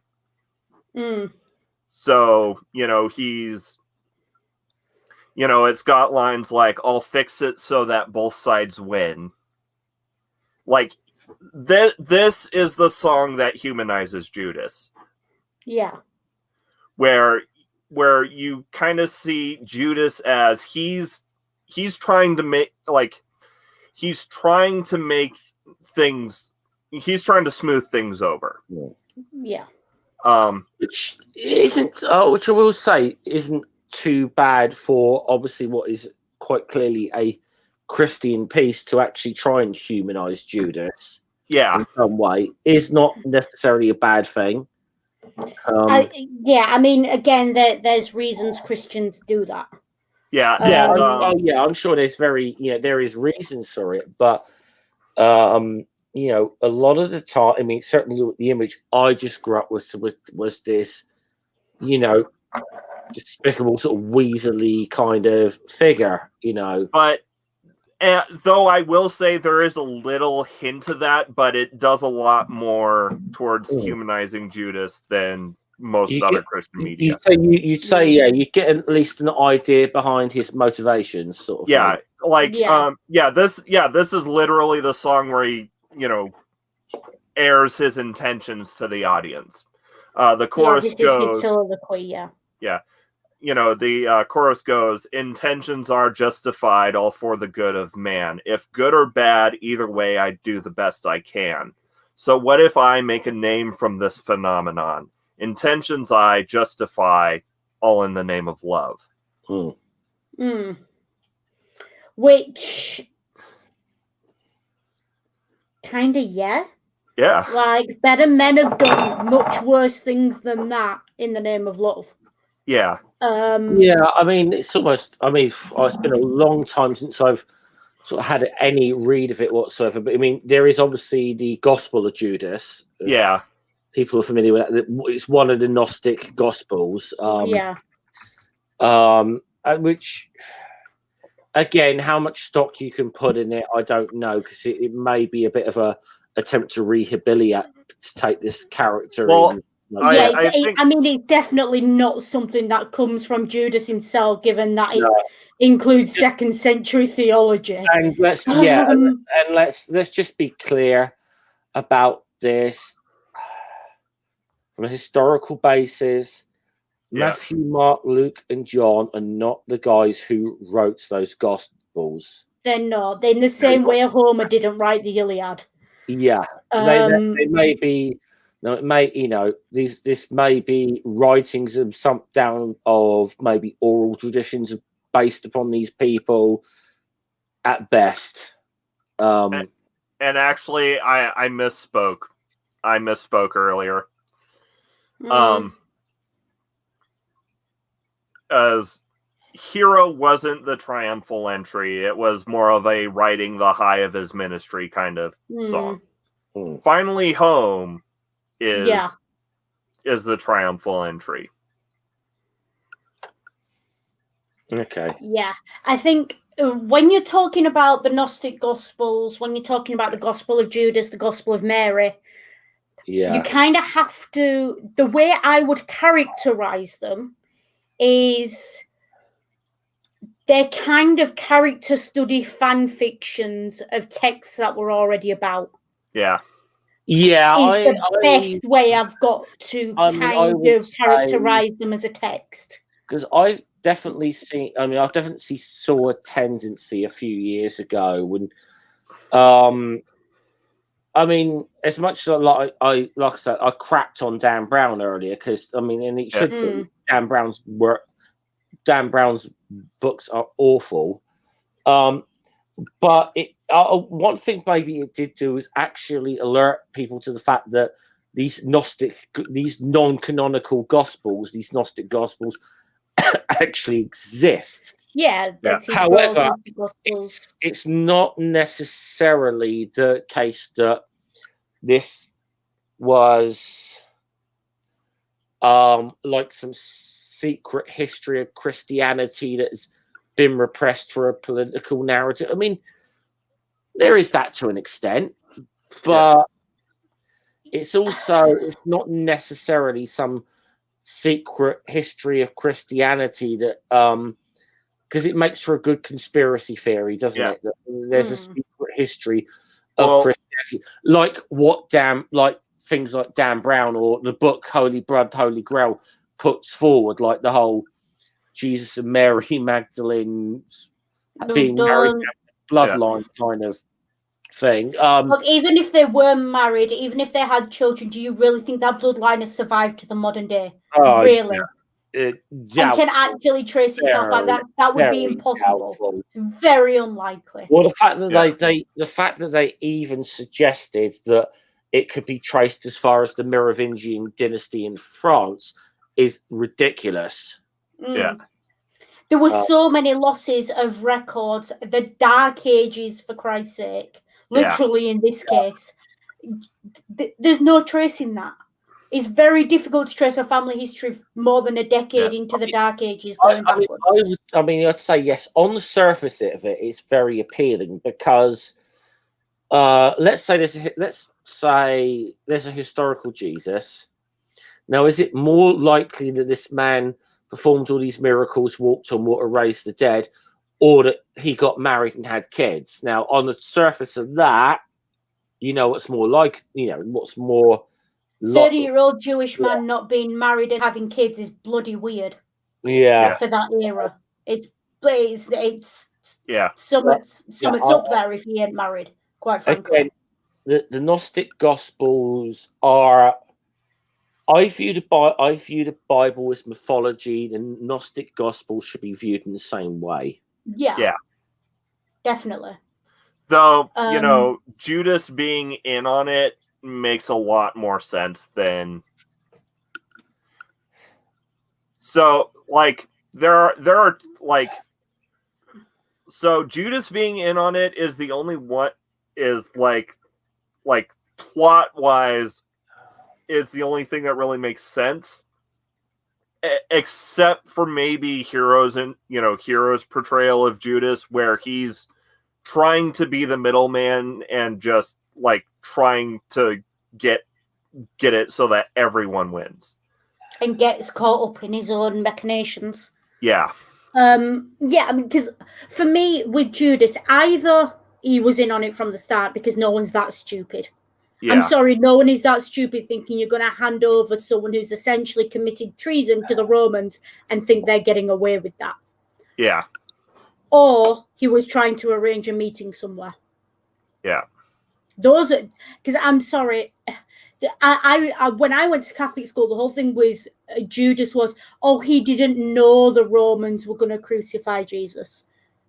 I'm sorry, he didn't know that the Romans were going to crucify a non-citizen for speaking against the Roman Empire. And could we actually, and I'll just say this, let's address one very common Christian myth that survives to this day, because you do have to remember, obviously, some of the later writings were done to survive it, so that this thing could flourish and survive in the Roman Empire. Yeah. Perhaps why perhaps the Jewish priests were vilified in the Passion story and not Pontius Pilate. It. Yeah. Here's the thing. We're gonna put a pin in Pilate because Pilate's coming up soon. I'll get to it. I'll get to it later then. Yeah. But definitely something I've got to say about this. Because Hero's depiction of Pilate is closer to historical, but that's not really saying much. I have opinions about Christian depictions of Roman officials in Judea in that era. It would have been so much better if Pilate had a good mate called Big Dick in this, though. Yeah. Yeah. You know. So Yeah. Eddie and Woe. So we have finally home, which is the triumphal entry, and it trio: Rebecca St. James, Michael Quinlan, and Mark Stewart. So we've got it's being sung by Maggie, Judas, and Petrov, and Judas has the best lines. Of course he does. The bad guy always has the best lines. No, everybody's like, "Oh, Jesus, Jesus, Jesus," and Judas is like, "Hey, I got this. Let me handle the press. I'll spin it right." Yeah. The lines are, let me handle the press. I'll be perfect because I can spin it just right so the story gets told that our hero is come and he's finally home. Why am I suddenly picturing Judas as Alistair Campbell? Oh my gosh. White hair, black eyebrows. Yeah. I don't know. Yeah. I'll just explain for those who don't know the difference between Judas Iscariot and Alistair Campbell is one of these characters is one of the most despicable, underhanded characters in history. The other is Judas Iscariot. The other is Judas. Yeah. Yeah. Also, one of them betrayed a Messiah. The other one convinced the guy he was the Messiah. Yeah.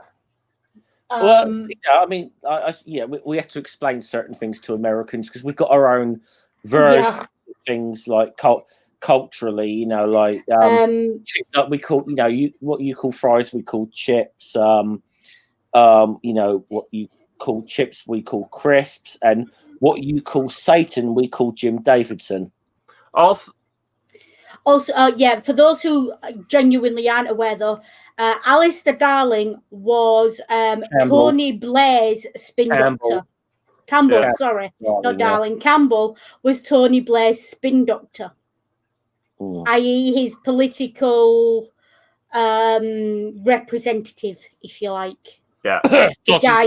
Sorry. I'm sorry, frog in my throat there. I didn't quite catch what you said there, Scummer. Dodgy dossier, sorry. Yeah, there are a lot of those going about. Yeah. And then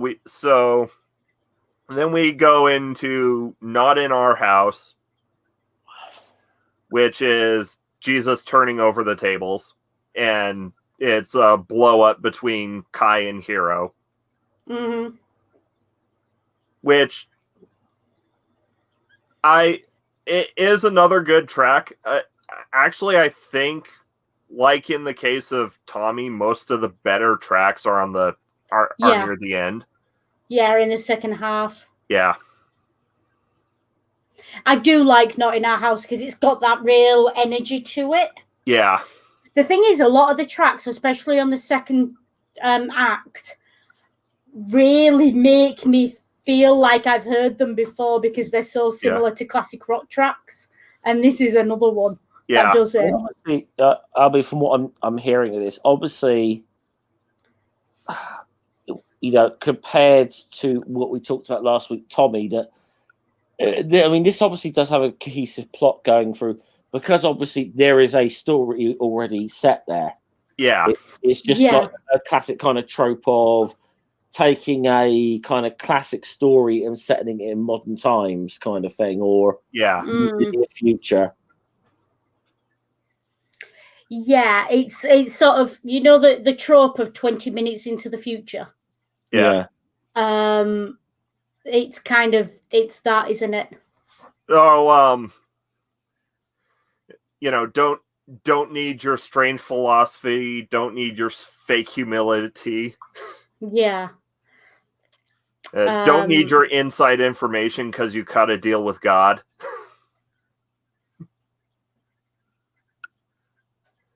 Yeah. Yeah, like Kai shouts at Hero for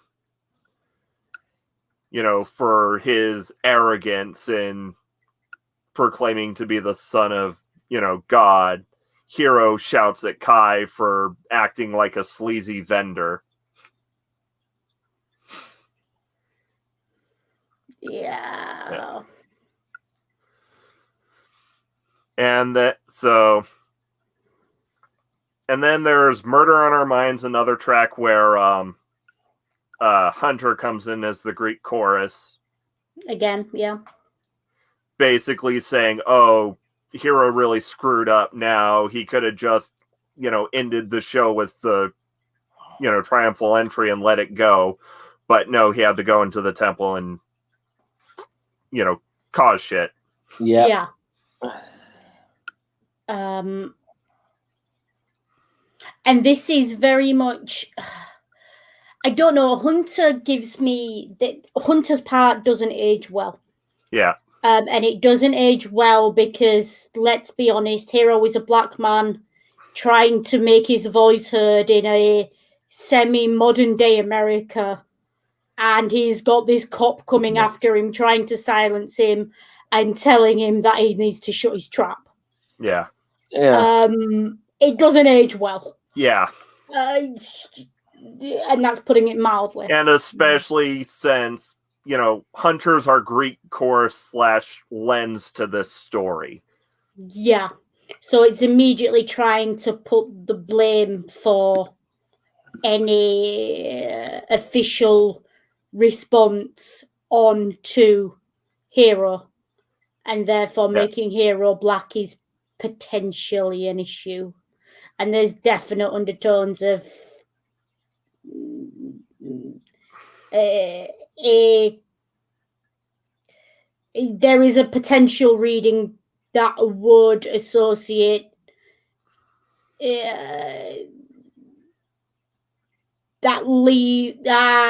how do I word this? That makes some of Hunter's parts sound quite like they're blaming Hero and other victims of their circumstances for things beyond their control. Also, though, I will make the observation that Hunter being the lens through the story kind of meshes with how it looks like to me as an ex-evangelical, where I like to say that fundamentalist evangelicals are more Paulins than Christians. Yeah, I know what you mean by that. Yeah, they're far more interested in letters to the Corinthians than and Luke chapter 3 or whatever. Yeah, and if we read into Hunter as the allegory for Paul.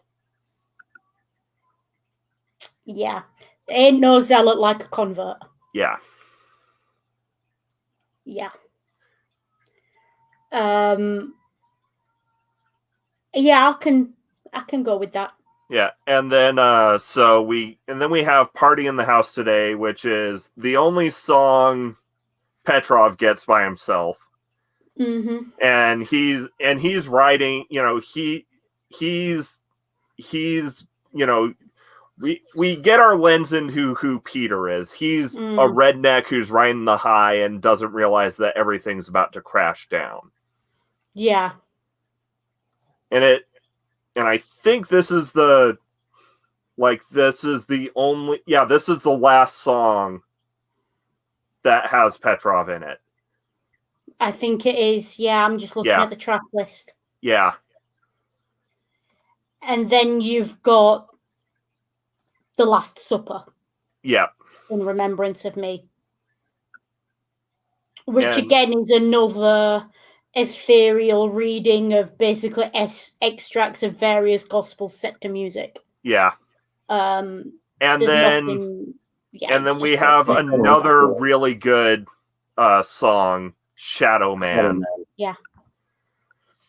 And Judas has the best songs. Hey, look, we're dealing. Yeah. We're talking about rock music here. Yeah.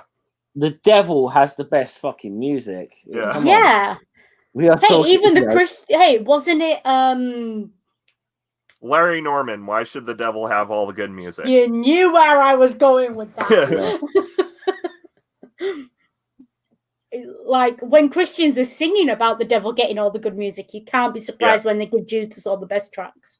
I'm actually a little surprised that I actually was a little surprised looking at this that all these like for a Christian rock opera, they didn't get Michael Sweet Striper to do anything for this. Yeah. But yeah, I think most of the all of the artists were either American or Australian. Yeah. Yeah, I know there's some Australian artists in this. Yeah. Mm-hmm. In fact, Michael Quinlan is Australian. Mm. But this is Judas going to betray Jesus. Mm-hmm. But he still sees himself as the person who's got to do the right thing. Yeah. Which I mean, the whole plot with Judas on this is that Jesus has sent him to do this, but Judas doesn't know what the outcome's going to be. He's the only person on the planet who doesn't, apparently.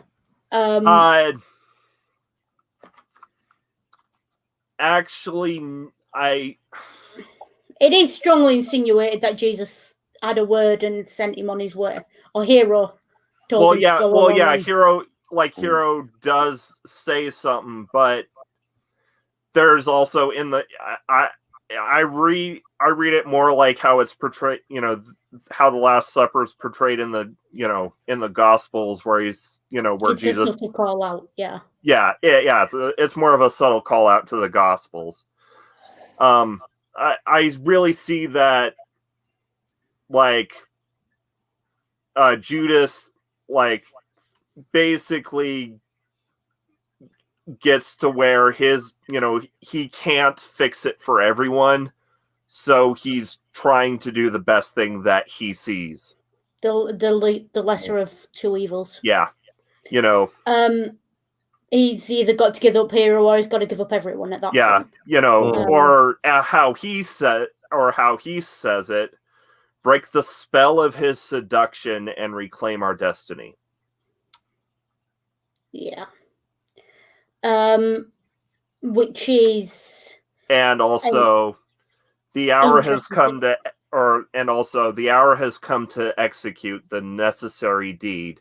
Doing good can feel so sinister when it's what the people need. Yeah. So it's almost like it gives Judas this almost prophetic foresight into how the religion is required to develop. Because without the crucifixion of Jesus, there is no religion. Yeah. There just isn't, because he becomes another small mystery cult that dies out after a generation, because there's nothing there to grab onto. Yeah. And instead of it being Christians who are persecuted after the Great Fire, it's people who follow the Mithraic cults, or it's another mystery cult. Yeah. Because they don't have these practices of repeating the words of the Last Supper, because it doesn't mean anything. The guy died. Big deal. Yeah. He talked a big game and he didn't deliver, is what happens if there's no resurrection. Yeah, well, I mean, this is obviously why, perhaps Christianity did not catch on in a way amongst in Judea in the kind of way that it would catch on in other parts of the Roman Empire eventually, when it became a thing where you preached to the Gentiles. Yeah. I think, from what we gather, a lot of the, from what I can understand historically, that a lot of the people in Judea would have saw the Messiah as being more of a kind of military leader who was going to kick the Romans out. Like, for example, I think Simon Bob Cockburn, for example, a lot of who came along, over 100 years after the time Jesus is supposed to have existed, who led one of the last great revolts against Rome, which is kind of and they really kind of thought, hey, this may be the Messiah we're looking for at the time, and now they're still waiting. Well, and Hero does kind of touch on that, because earlier, in A Few Good Men, Hero says, I know you've waited all your lives for your political Messiah to appear. Yeah. And then in Shadow Man, Jude says, I'll serve up this wayward would-be king. Yeah, so there's obviously some reference going on there. Yeah. Now, the thing about that is it all depends on what you call a Messiah and on what a Messiah means. Yeah. And the problem with it is that a lot of the things that supposedly flag this Jesus character as a Messiah kind of don't hold water. There's these prophets about how he wouldn't take a drink as he died and things like that. Yeah. Which are, we're not talking about this character, this figure of Jesus would have known those prophecies. Now, if you are, and also, if you believe that you are that person, you are going to follow that. They become self-fulfilling. Yeah. The thing is, as well, there's also the bloodline question. Supposedly, the Messiah had to be of the line of David.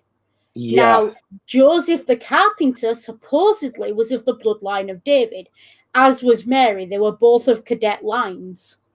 And this was supposed to be the combination of those two cadet lines forming and bringing the Messiah together. The problem is, Joseph isn't Jesus' biological father. Yeah. So that kind of fucks itself. Yeah. Now, being in Catholic school, when I questioned this and I said that to my religious studies teacher, I was told, yes, but Joseph was the father of his heart. Well, I'm sorry, his heart isn't the 8 pints of blood in him. It's not his DNA. Yeah. It's a bit like that Dave Allen sketch, isn't it? When he's asking them about, asking the nuns about Jesus' parentage. So, yes, I already told you he's got a mummy. Mary was his mummy, so Joseph was his daddy. No, God was his daddy. And he's looking at them, and they just say, "Shut up!" Okay. Another word. Yeah, no, that's a great sketch. Yeah. But it's quite clearly a love triangle going on there. Yeah. Well, Gramsci's then so I'll catch you later, Gramsci. All right, catch you later, Gramsci. Thanks for coming by. And so then we have Hero's Agony. Just say before you go, Gramsci, if you are still listening, might not necessarily be a good idea to bring up what we've been talking about in your church group. Just say might not be the best idea. Maybe save it for another time. Yeah. Especially because it is the middle of Lent right now, isn't it? Yeah. So we've got Hero's Agony, which memory serves, is that the crucifixion or is that the garden? The garden. Yeah, it's a trippy track soliloquy where it's not really a song, it's like a soliloquy with a backtrack. Yeah. and made all sound like it's very psychedelic, isn't it? Yeah. And then we've got immediately there, we've got I Am, where he accepts that he's gonna die. Rich, do you want to explain the significance of I Am religiously, or should I do it? So religiously, I am is what Yahweh tells to Moses, for his name. Yeah. And therefore, when Pilate says to Jesus, "Are you the Messiah?" and he responds, "I am," he's claiming the name of God, which is blasphemy. Yeah. And therefore, Pilate has no choice but to do as the Jewish high priests have told him to and sentence the man to death. Yeah. Though it works, though it's portrayed a bit differently here. As we get that context is important for the biblical narrative, I think. Yeah. As we get into Kill the Hero, which is probably the last good track on this album. Honestly, I stopped listening midway through Act 1, so I'll take your word for it. So Kai is prosecuting, and he it's the trial before Pilate. Kai is serving as the prosecutor and listing off all these supposed crimes that Hero's done, and it's mostly sung by John Cooper, who plays Kai, but it's like John Coop. It's got John Coop, so it's Kai, Hunter, and Pilate, who have the only singing / speaking roles. Yeah. But the way how Kai is pushing it, it's mostly Kai's song. Yeah. It's Kai pushing it and then not pushing back too hard. Well, so, and Hunter, has a verse where he's, telling Hero to, to defend himself, because every Christian retelling has to have the "why don't you defend yourself?" Yeah, the turn the other cheek moment. The if you were really a god, you would climb down from this cross. Blah blah blah. No, every Christian retelling has to have the character who tries to save Jesus. Yeah, why don't you defend yourself? Yeah. Or who tries to get Jesus to speak in his own defense. But here's where I say Pilate is portrayed more historically accurately, but that's not much of a bar to clear.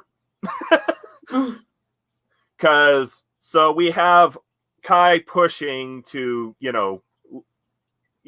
kill the hero, and presuming to tell Governor Pilate that he needs to do what Icon wants him to,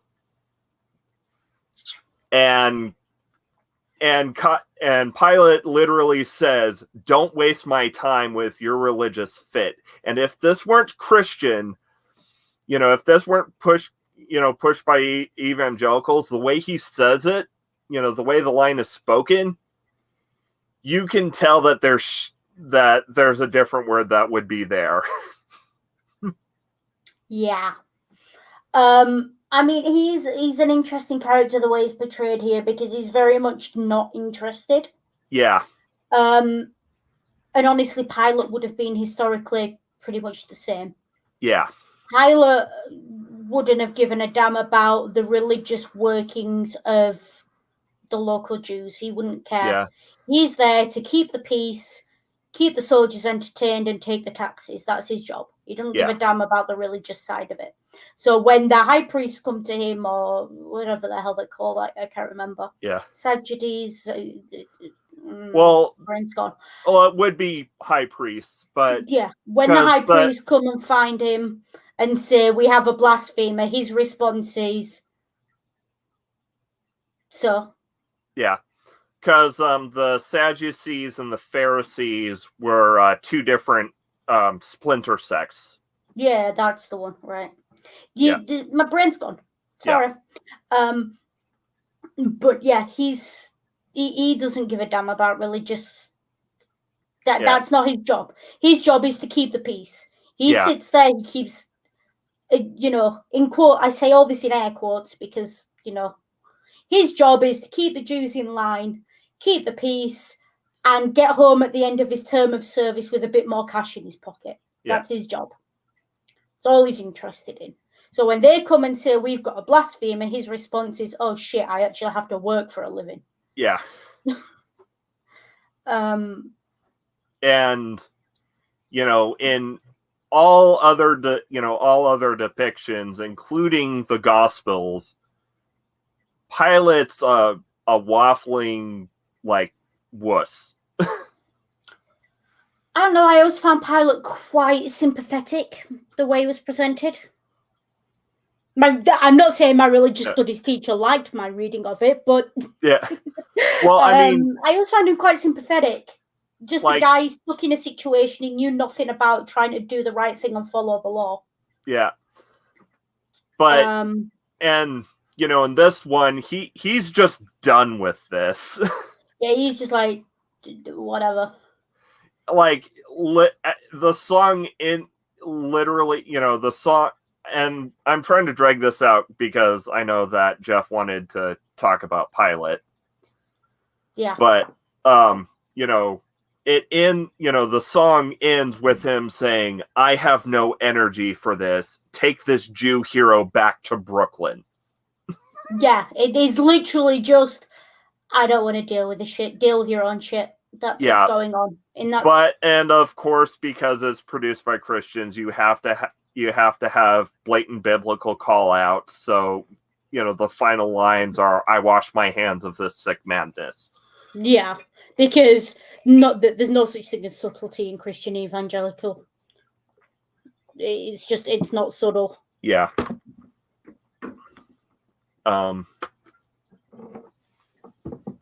So yeah. So.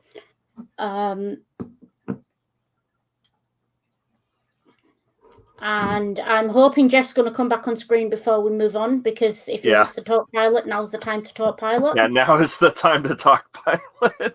Yeah, I think I know where he was going to go with Pilate, but I don't want to speak for him, so I'm going to wait. Yeah, because... Yeah. Yeah. Because Pilate, famously, historically, if I recall, was a bit of a dick.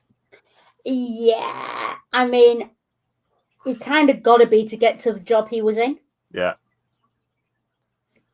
Because the Judea role, the job in Judea was kind of considered, what's the equivalent? You know how in war films Russians talk about being sent to the Eastern Front? Yeah. A little bit. Not exactly, but it's not quite the Gulag, but it's not the job you want to be given, let's put it that way. Well, I mean, I'm fine with, circling back to Pilate. Yeah. So now we get execute plus a bunch of reprises. Yeah. Where,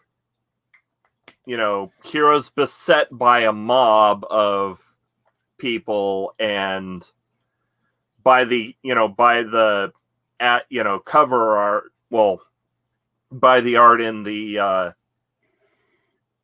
graphic novel, lashed to a street sign. Makes sense. That's the modern equivalent of it, isn't it? Yeah. Street sign, like those billboards you have in America on the side of the road, that kind of thing. Yeah. No, the signs where you got the where you're at a crossroads. and you've got the sign telling you which street's going which way. Yeah, something like that. Yeah. Which makes sense. It's still in the cross configuration, isn't it? Yeah, and this is where we get your, if he is God. If he is God, yeah. Yeah. This always irritated me. This irritates me because at this point in the narrative, both biblically and in the text, Hero/Jesus is aware that they are doing this for a specific reason. Yeah. Therefore, if they truly believe in the reason they're doing it, they ain't gonna save themselves. Yeah. And it always bugged me because it seemed like unnecessary taunting. Yeah. In the same way that this whole concept of, how you were talking about someone always has to try and talk Jesus into defending himself. Yeah. The only reason that's there is to contrast with the fact that when he passed through the gate, no one spoke up. Yeah. That's the only reason that's there, to contrast the original followers of Jesus with the onlookers. Yeah. Which, I'm sorry, that exact idea is the origin of 2,000 years of Christian anti-Semitism. Yeah. Well, also I have issues with that concept. Well, the trying to get Jesus to defend him, the trying to save Jesus trope is more of a time travel sort of thing. It's more of a time travel trope, where you have the person who doesn't understand why Jesus died tries to, save Jesus because he was such a good man. Yeah. Yeah. I just...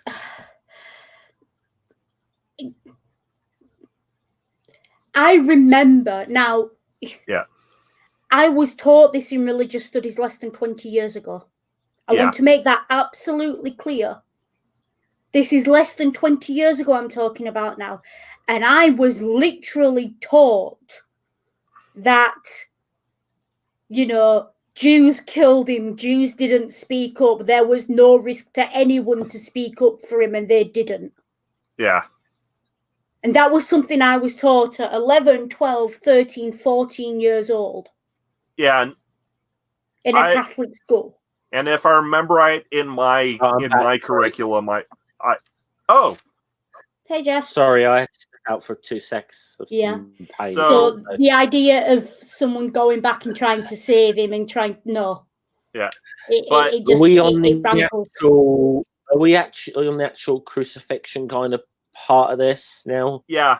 Yeah, we were talking about Pilate and... Yeah, we can circle back to Pilate. Yeah, you want to circle back to that again? Yeah. Sure. Or, because there was something I was going to bring up earlier, so... Yeah. But basically, Pilate's depiction in Hero is he's more of, I'm sick and tired of this bullshit you keep pushing at me.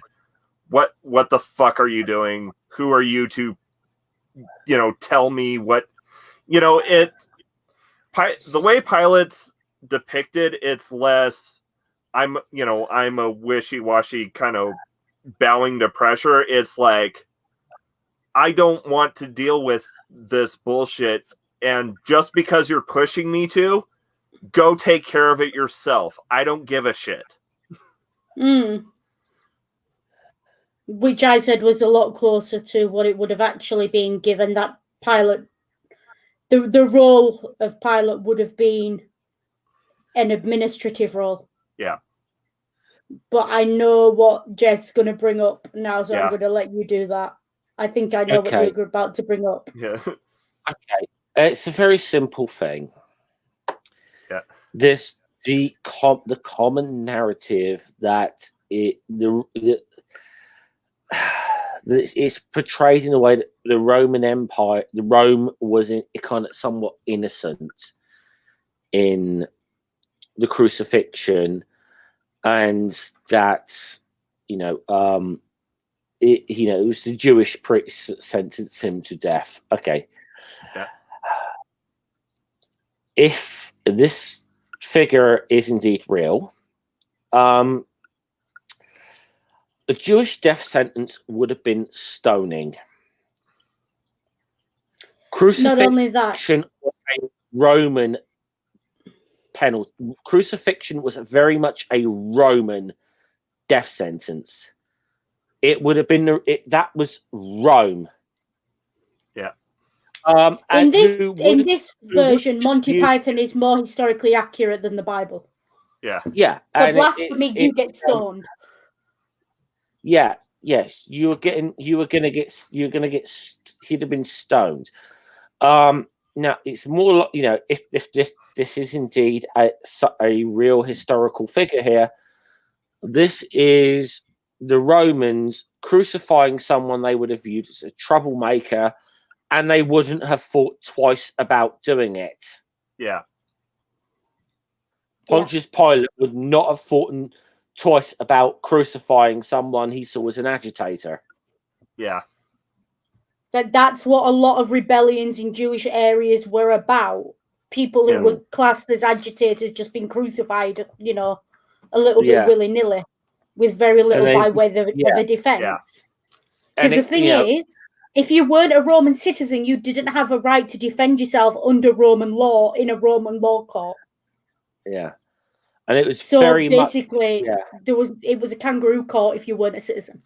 Yeah, very much Roman penalty, very much a message to always kind of meant as somewhat of a message of, hey, you cross us, the Roman Empire, this is the fate that awaits you. Yeah. So very much a public example. Listen, in a very modern parlance, when they crucified him, if this character existed, they were basically saying, you see that? Fuck around and find out. Yeah. Yeah. That's what was going on there. There's none of this. Yeah, that was just fuck around and find out. This is what you get. Yeah, the Romans would not have thought twice about crucifying a troublemaker, which is what they would have seen this figure as. Oh, definitely, without a doubt. That's why in the biblical story of them coming to him and asking him about the taxes and the coin, his answer, they were trying to get evidence that he was a troublemaker so the Romans would sit up and pay attention. Yeah. That was the whole point. Now, the Romans were not...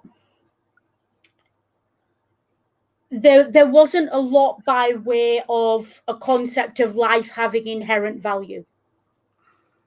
There wasn't much by the way of, if you sentence someone to death in the modern era in the Western world, you get decades and decades of litigation and appeals and counter appeals and,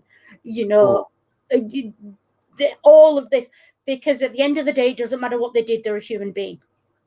None of that in ancient Rome. Yeah. No. It wasn't a concept. Yeah. We're talking about a culture where things like slavery and infanticide were common. Yeah. We're not talking about a world where a human life had any inherent value. Yeah. The only value the only value a human being had basically was how much you could sell their boots for once you killed them. Yeah. That was it. This is why. You will see it because, one of the biggest arguments you will see between, shall we say, atheists and shall we say apologists is the slavery question.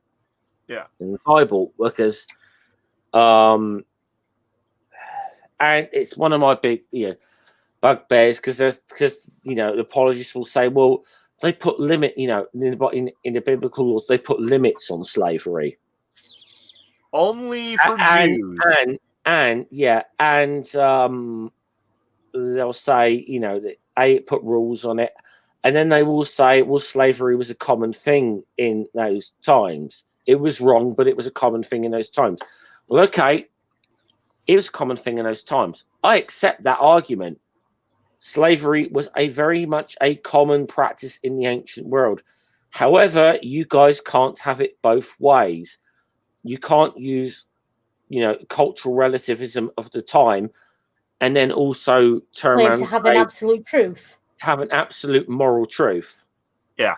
That this is the infallible word of, no, you don't get to go there. Because and the thing is, if this is the infallible word of a one true God that is the absolute moral arbiter, I would have thought, thou shalt not own another human being as property, would have been in one of those one of God's 10 no-nos. Yeah. It's the thing is, the same argument they use about ancient Rome and not arguing about it then is the same argument they used in the 1800s. Yep. Yeah. They said, oh, it was normal, so we didn't know. But you claim to know everything. So if you didn't know a basic thing like human decency, what fucking use are you in the world? I mean, it goes worse than that, because they used in the 1800s.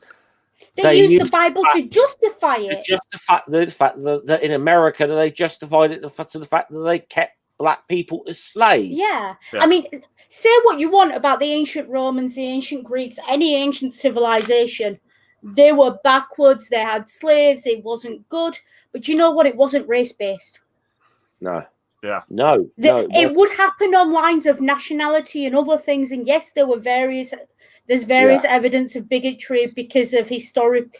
But do you know what? Most of those were based in historically. There would have been two countries that fought wars against each other a lot, so they didn't like each other. People from Carthage would have, being North African, had darker skin. Therefore, after Carthage lost the war, guess what?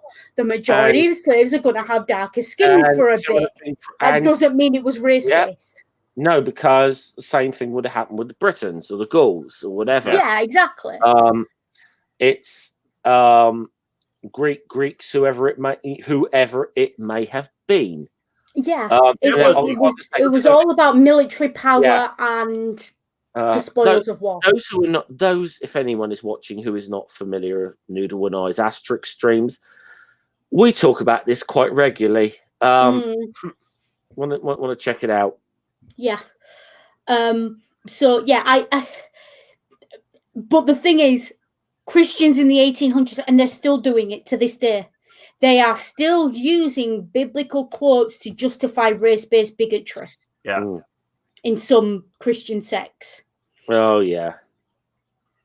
Yeah, if your religious text justifies race-based bigotry, you need to find a new religious text. Yeah. Yes. Well, as I said, I've heard the Mark of Cain argument, so... Yeah. Well, I think that's about as far as we need to go. Yeah, I was taught the ham argument in my school curriculum. I really need to cover ACE education on a stream sometime. Oh yeah. But what we need to do first, I need to be over there. We need to get you a gun and 2 big dogs. Then you can do it. Okay. When I know you're safe, then you can do it. We'll get 2 German Shepherds and then you can do it. So we and so the second half of this song is a bunch of reprises.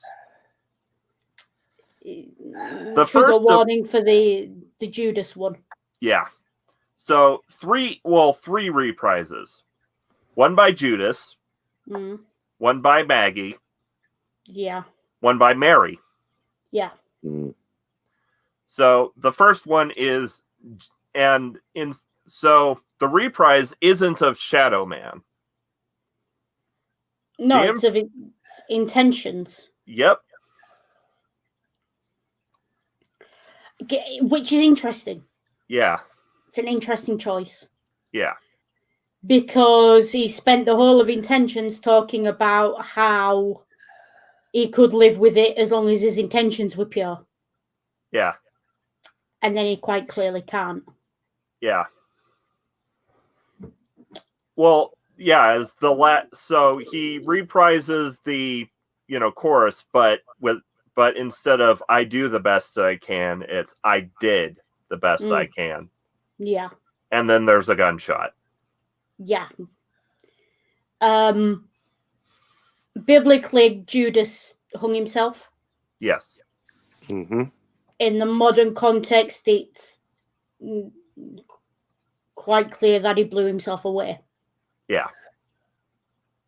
I don't I'm using the euphemism because I don't particularly want to say it outright. Yeah.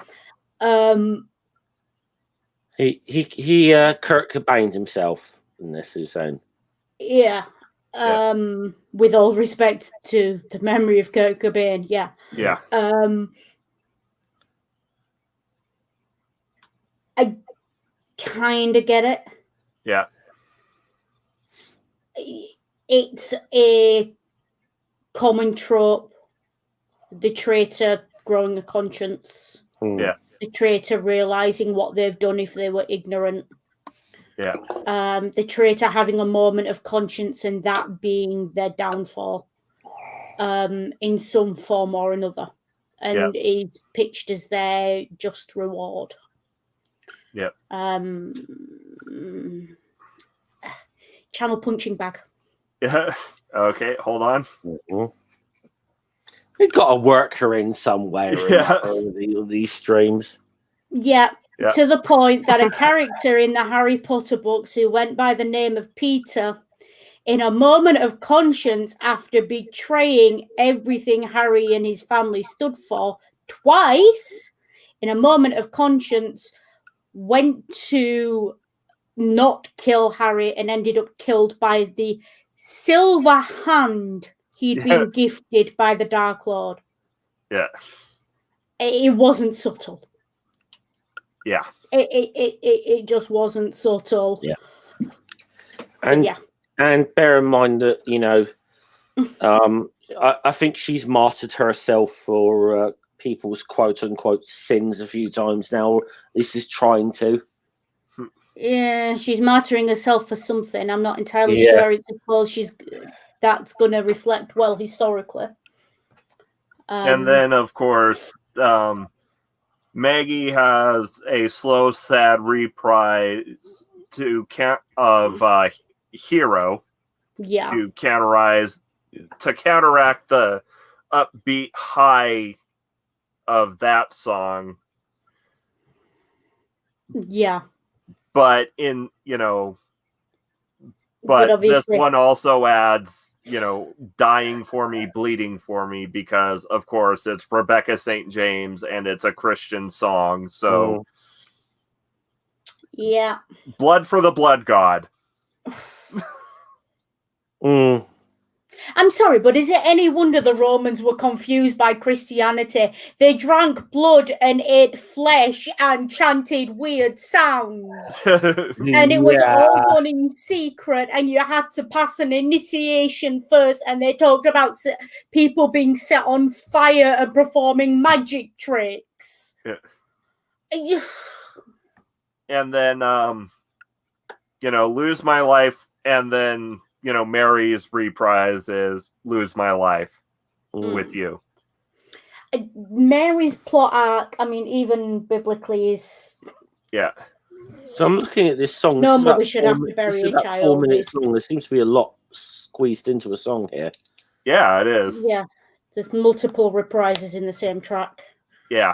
Yeah, there's, Execute, which is the death scene, and it's literally just the mob chanting, this man's no hero, execute him, he is a traitor, Icon must destroy him. Yeah. Yeah. Or, we have a hero, Icon, annihilate him, if he is God, let him save himself, for like about a minute or so, and then it goes into the reprises, which are literally just like a couple lines each. Yeah.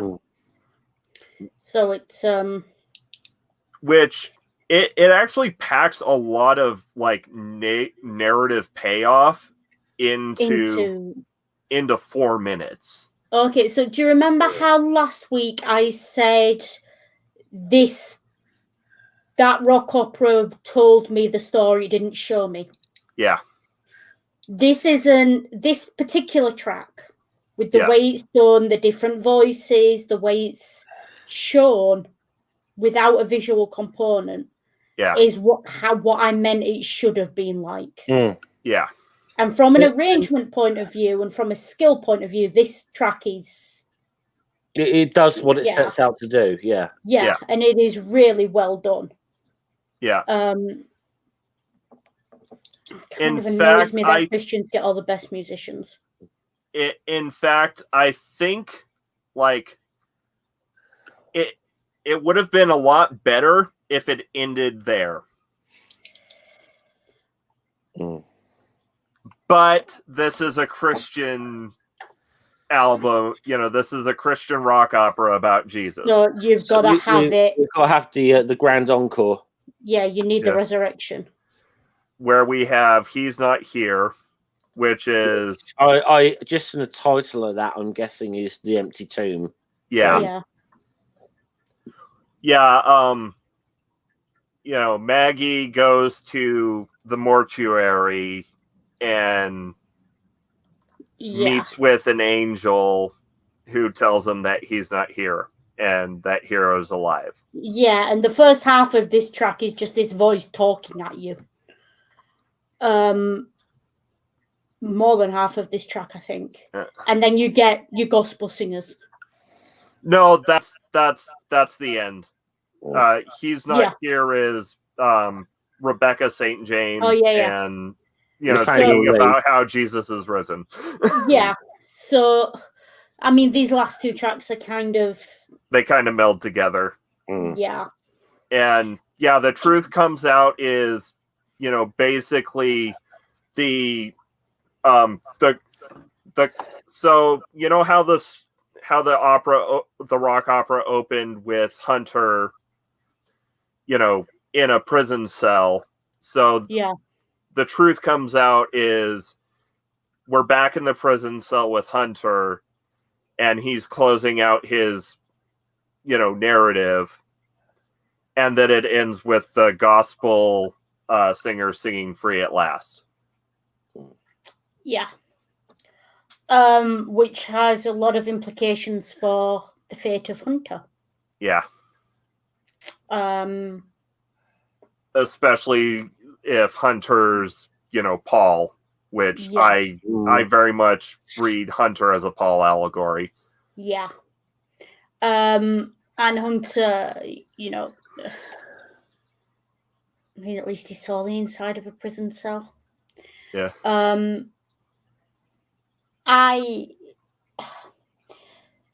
The problem with the final track for me is that it gives it the same vibe as the ending of 1984. Yeah. And that irritates me for many reasons. But largely it irritates me because the whole point of 1984 is that it's a grimdark and there is no hope. Yeah. And that's there. Yeah. And for them to then take that and co-opt that tone and that idea is playing victim where there's no need to. They're essentially placing themselves in the eternal role of victim to the authorities. And the fact that the authorities are icon. Yeah. I don't like where that's going. But there's a massive undercurrent of anti-Semitism throughout this entire album, and I don't like it. And I can definitely say after the, if the live show were shown in, like shown in a church, there'd be an immediate altar call right after this track. Yeah.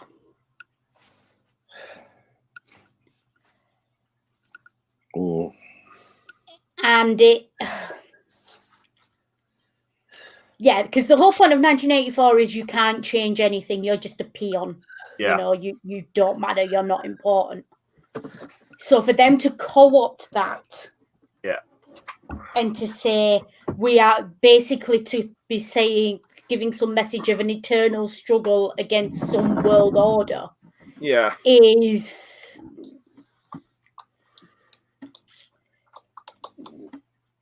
I can understand why your peers who grew up listening to this may have been voting a particular way for the last 5 years or so. Let me put it that way.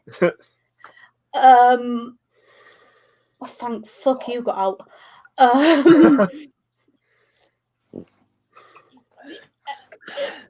Yeah. Yeah. It very much plays into the victim narrative. It very much plays into the eternal struggle narrative, the minority and the oppressed narrative that American evangelicals like so much. Well, it's not because obviously, you're not Christianing, right, unless you're being persecuted for it. Yeah, but it's always that kind of thing, and it's very powerful in whatever thing. The whole idea that you are part of a group that is being oppressed, but ultimately you know the truth and you know you're going to prevail is kind of that is so powerful to people. Look, it's not just that either. It is a known strategy, political strategy. Yeah. When a country, when a group of people are divided, how do you unite them? You give them a common enemy. You give them an enemy. You tell them someone's coming for them and is going to plunder their homes and kill their children and do heinous things to their women. That's how you bring a community together. Well, it's like the old... That's all it is. It's just got a slightly different bent on it. It's like the old joke, isn't it?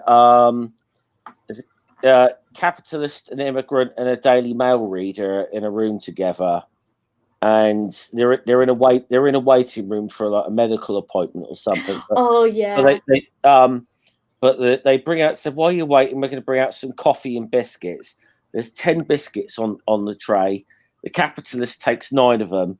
And tells the Daily Mail reader, don't let that immigrant steal your biscuit. That immigrant's after your biscuit. Yeah. Yeah. And that's all it is.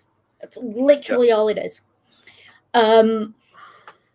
It's a known strategy. It's been a known strategy for thousands of years. Yeah. There are, when the chips are down, how do you unite? You unite by giving them an enemy.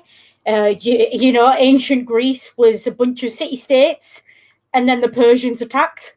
Yep. And then they were a bunch of city-states again. Yep. And then the Spartans attacked. Hey, well, then the Spartans and the Athenians were othering one another for a while there. Yeah. But, and then the Romans attacked. And they went down to them, but they went down united. Yeah. And that's the point. You give people an enemy and they unite. Yeah. Always. Yeah. Because that's basic survival instinct. It's easy to unite even a lot of like revolutions in political history. Great quote. The enemy of my enemy is my friend. No, I mean, like I've always said, you look at the Russian Revolution, you look at the French Revolution, the Arab Spring, some of the revolutions there. Look at the Second World War. Yeah. Just look at it. Americans and Russians on the same side. What the hell? Yeah, but the common thread with these things is like the analogy I'm using is that in a way, getting rid of the common enemy is the easy part. In Russia 1917, the common enemy was the Tsar. France, the French Revolution, the common enemy was the monarchy. In Egypt, it was Mubarak or whatever. Yeah. Almost in a way, that's the easy Second part. World War. And then the problem becomes. Do you know how bad a dude? I'm sorry. Sorry, I have to cut in and say this. Do you know how bad a dude has to be to convince Poles and Russians to fight side by side? Yeah, pretty bad. Like, give people common enemy and they can set aside anything for a set amount of time until that enemy's removed. The thing with Christianity is that enemy will never be removed because they won't allow it to be removed, because the minute they do, they lose all power over the minds of their followers. And I will say, and I think we've got to be fair in saying this, yes, there are definitely places in the world where Christians do face a level of oppression because of their beliefs. Throughout the Middle East, Middle East, China, North Korea, especially. Yeah. And so I think you got to be absolutely fair and say this, that there are definitely places in the world where Christians, because of their belief system, face oppression. However, the United States, I'm just going to say, is not one of those places. Yeah. So I will add, and I will say, do not even, to any American Christians who want to argue this point, do not even dare to compare your situation to that of Christians in North Korea. Yeah. Though I will add, there actually was one state in the U.S. there was one colony of the original 13 that was actually founded by Christians fleeing religious persecution. It was Rhode Island. It was founded by Quakers fleeing Massachusetts. Mm-hmm. Listen, historically, if I had to pick one group of Christians to say, yeah, they're all right, it'd be Quakers. Yeah. Like, historically, Quakers always seem to be on the right side. They seem to use the Reds. Yeah. They were... I think their general philosophy is kind of live and let live kind of thing. So you can't... pretty much. Live and let live, stand up for the little guy, and let's all just get on with it. Yeah. Which I can't argue with. Yeah. Quakers that always, even going back to the 70s and 80s, were fighting for LGBT rights. Back to the 1800s, were fighting against slavery. They were famously an anti-slavery group. They always seem to be on the right side of history, much quicker than other Christian sects. I'm not going to say right from the start because I don't know that for certain, but much quicker than other Christian sects. Generally, yeah, they're quicker on the uptake than a lot of other sects. Well, I find it interesting. So you're saying Quakers the quicker picker upper? Yeah. Well, I remember in the early days of so say the Anabaptist sects that went, that eventually went to the America as to form colonies. It's like one of their beliefs was that, well, we believe there should be a community of goods, and that everyone, that even the poorest person should be able to share equally in the estates and riches of the richest of men.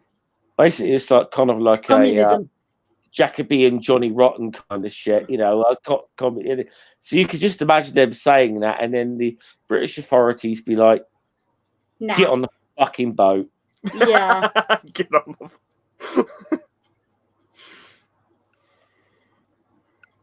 Pretty much, yeah. So, closing thoughts. Musically, very good. Yes. Technically, very good. I have no criticism of the technical aspects. I found it a bit... There were certain songs that didn't appeal to my taste in music and genre. Yeah. That's fair. They're trying to appeal to a very broad scope by having as many genres as possible. I think I would have preferred it overall if they'd have picked a genre and stuck to it. Yeah. Like, if you're going to do Latin, do Latin. If you're going to do hip-hop, do hip-hop. If you're going to do rap, do rap. If you're going to do rock, do rock. Don't do all of them one track after the other. Because it's just... It's a mindfuck. Yeah, but then it's Christian. I expect it to be a mindfuck. So maybe that was the goal. Bit of more of a pop opera than a rock opera, you could possibly say. Yeah. Though I would say like the ship, like I can see a thematic reason why it would be done. Yeah, because it seems to me that each character was given a genre to play in. Also, also, the whole thing, it takes place in New York, which is famously a melting pot of a bunch of different cultures. Yeah. So, I mean, in that sense, I can understand why they did it. I just think it's a bit... They've aimed for something, and they've got close. They've got very close, but it's just not quite cohesive enough for my personal taste. Yeah. My personal taste, I like a little bit more consistency when I'm listening to an album. That was my you same should thing. You should like the next two then. Okay. We'll see. Okay. I'm not making any promises. As I said at the beginning, it's a bit difficult for me to say on a lot of the music for this because I only listened to 2 or 3 tracks. Yeah. What I heard, I can't say I was a fan of. Didn't do anything for me. Now, as opposed to what we covered last week, yes, there is a cohesive story going here. Because they have taken a ready-made story. This is obviously it's been done time and time again with old stories, and you try and put it into a modern setting. Nothing new or original about that in a sense. I mean, how many of Shakespeare's works have been done in like contemporary settings, for example? I've got a Coriolanus here set in a Eastern European country where they use guns starring Ralph Fiennes down here. Yeah. Well, there you go. An imaginary Eastern European country. And obviously, things like West Side Story and the movie 10 Things I Hate About You, all Shakespeare things put in a modern set in. Or this has just been done with the with the Gospels is kind of what it's been done. Nothing massively new and original about that. However, at least probably compared to what we talked about last week, that there is at least like a heritage plot and narrative going through this, despite the issues I might have with it. So that's all I can say, because, as I said, I didn't really do the background on this that I really needed to. So bear that in mind. Yeah. I definitely agree with the whole, it's a settings update. We know exactly what we're getting. You can do it with anything. It's definitely the page for settings update on TV tropes is massive, and goes on. It's a staple of pretty much any form of media you would like to pick. Yeah. You want to talk about Jesus in a modern setting? Let's watch Green Mile in a couple of weeks. I mean, look, you could do it's like anything you could do in a modern story. You could do you could do something like Romeo and Juliet or the Iliad with Romeo and Juliet's been done to death, so is the Odyssey and the Iliad. But I mean, it's like, as I said, look, you can update these things. You could do Romeo and Juliet or the Iliad to set it amongst British football hooligans, for goodness sake, easily. Spike Lee updated Lysistrata and set it in Chicago.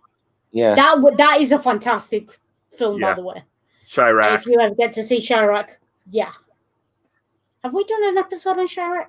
No, we haven't. Add it to the list. I mean, I suppose if it's a good story, you could update that and put it in a more contemporary setting. Yeah. Whatever it may be. I don't personally view the Gospels as a good story. That's just from a literary point of view.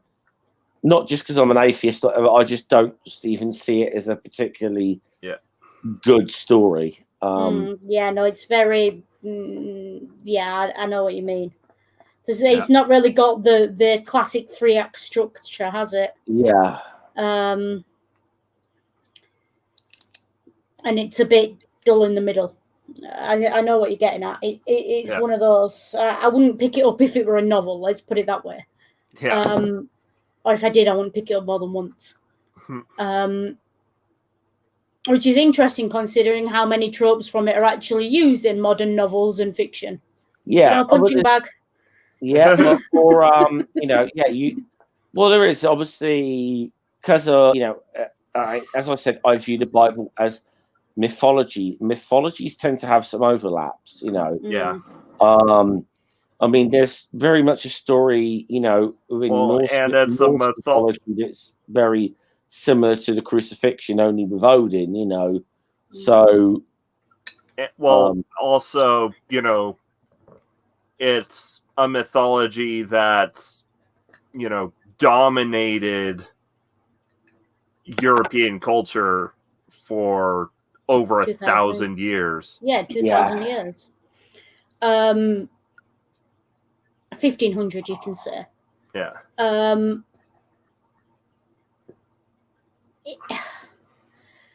At some point, you have to stop and look at the stories you're telling or you're hearing and ask what value they have from a literary perspective, regardless of how long they've been in the making or the handing down. Yeah. Or how much you love them when you were a kid. Yeah.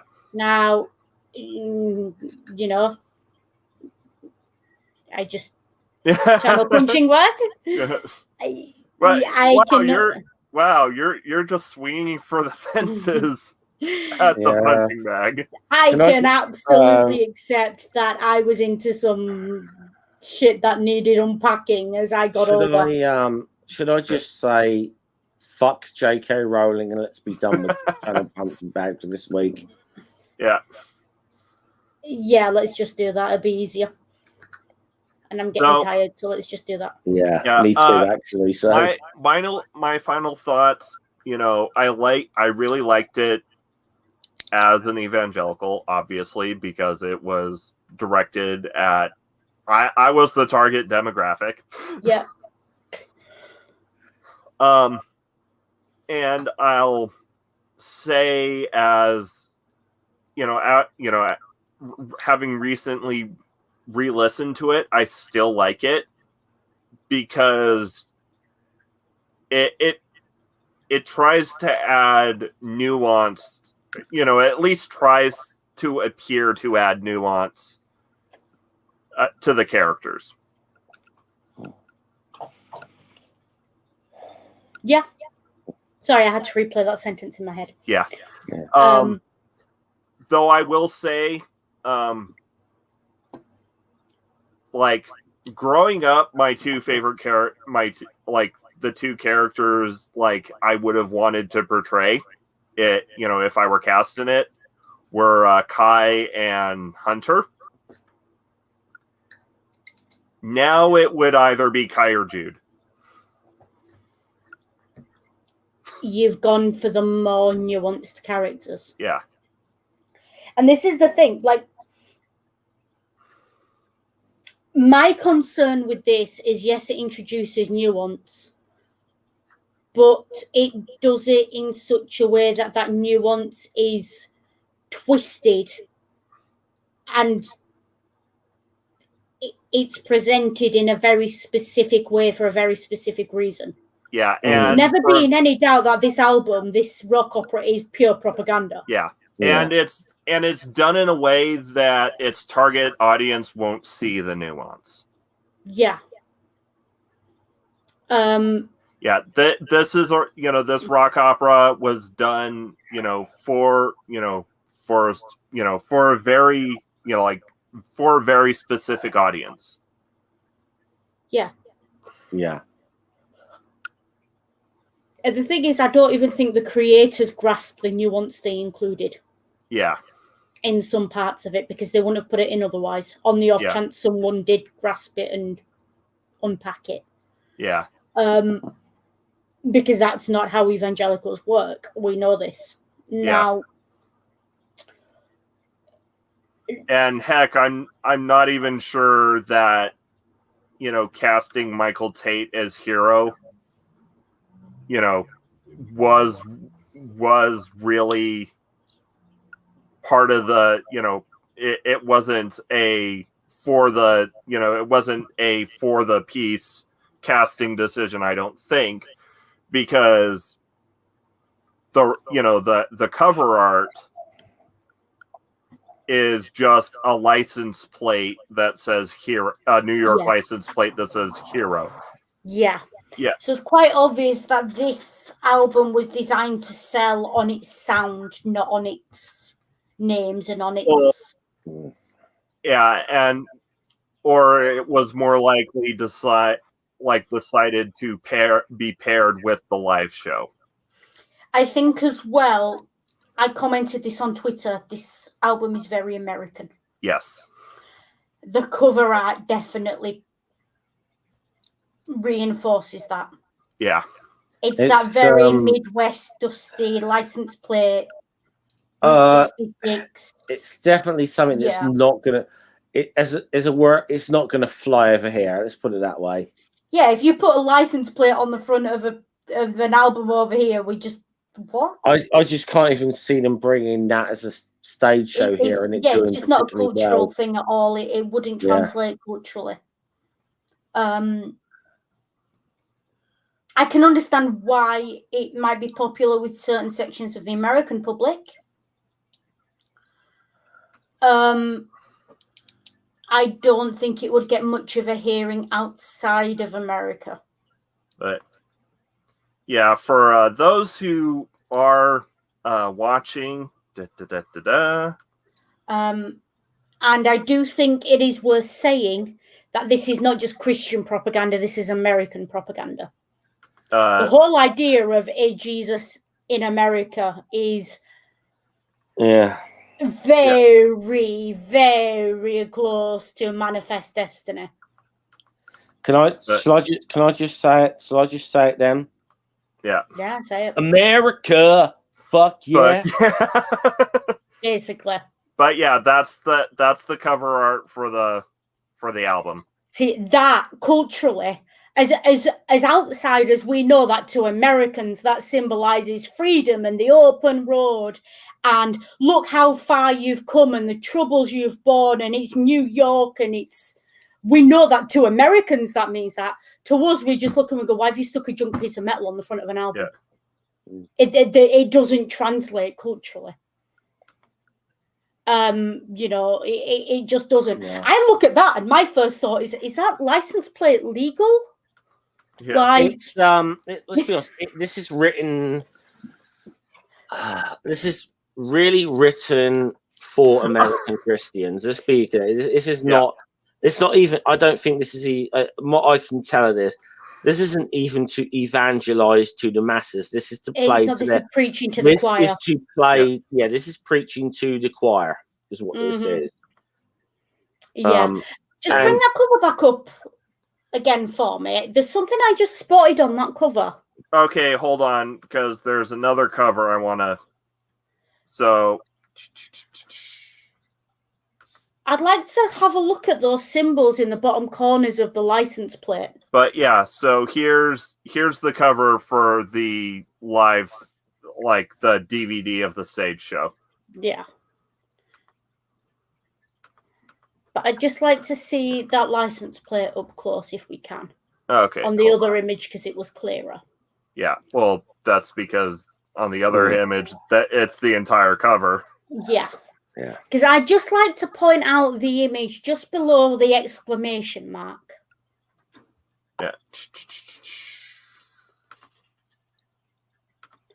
Because I've been calling it an undercurrent. Yeah. If you can zoom in on that for me. Okay.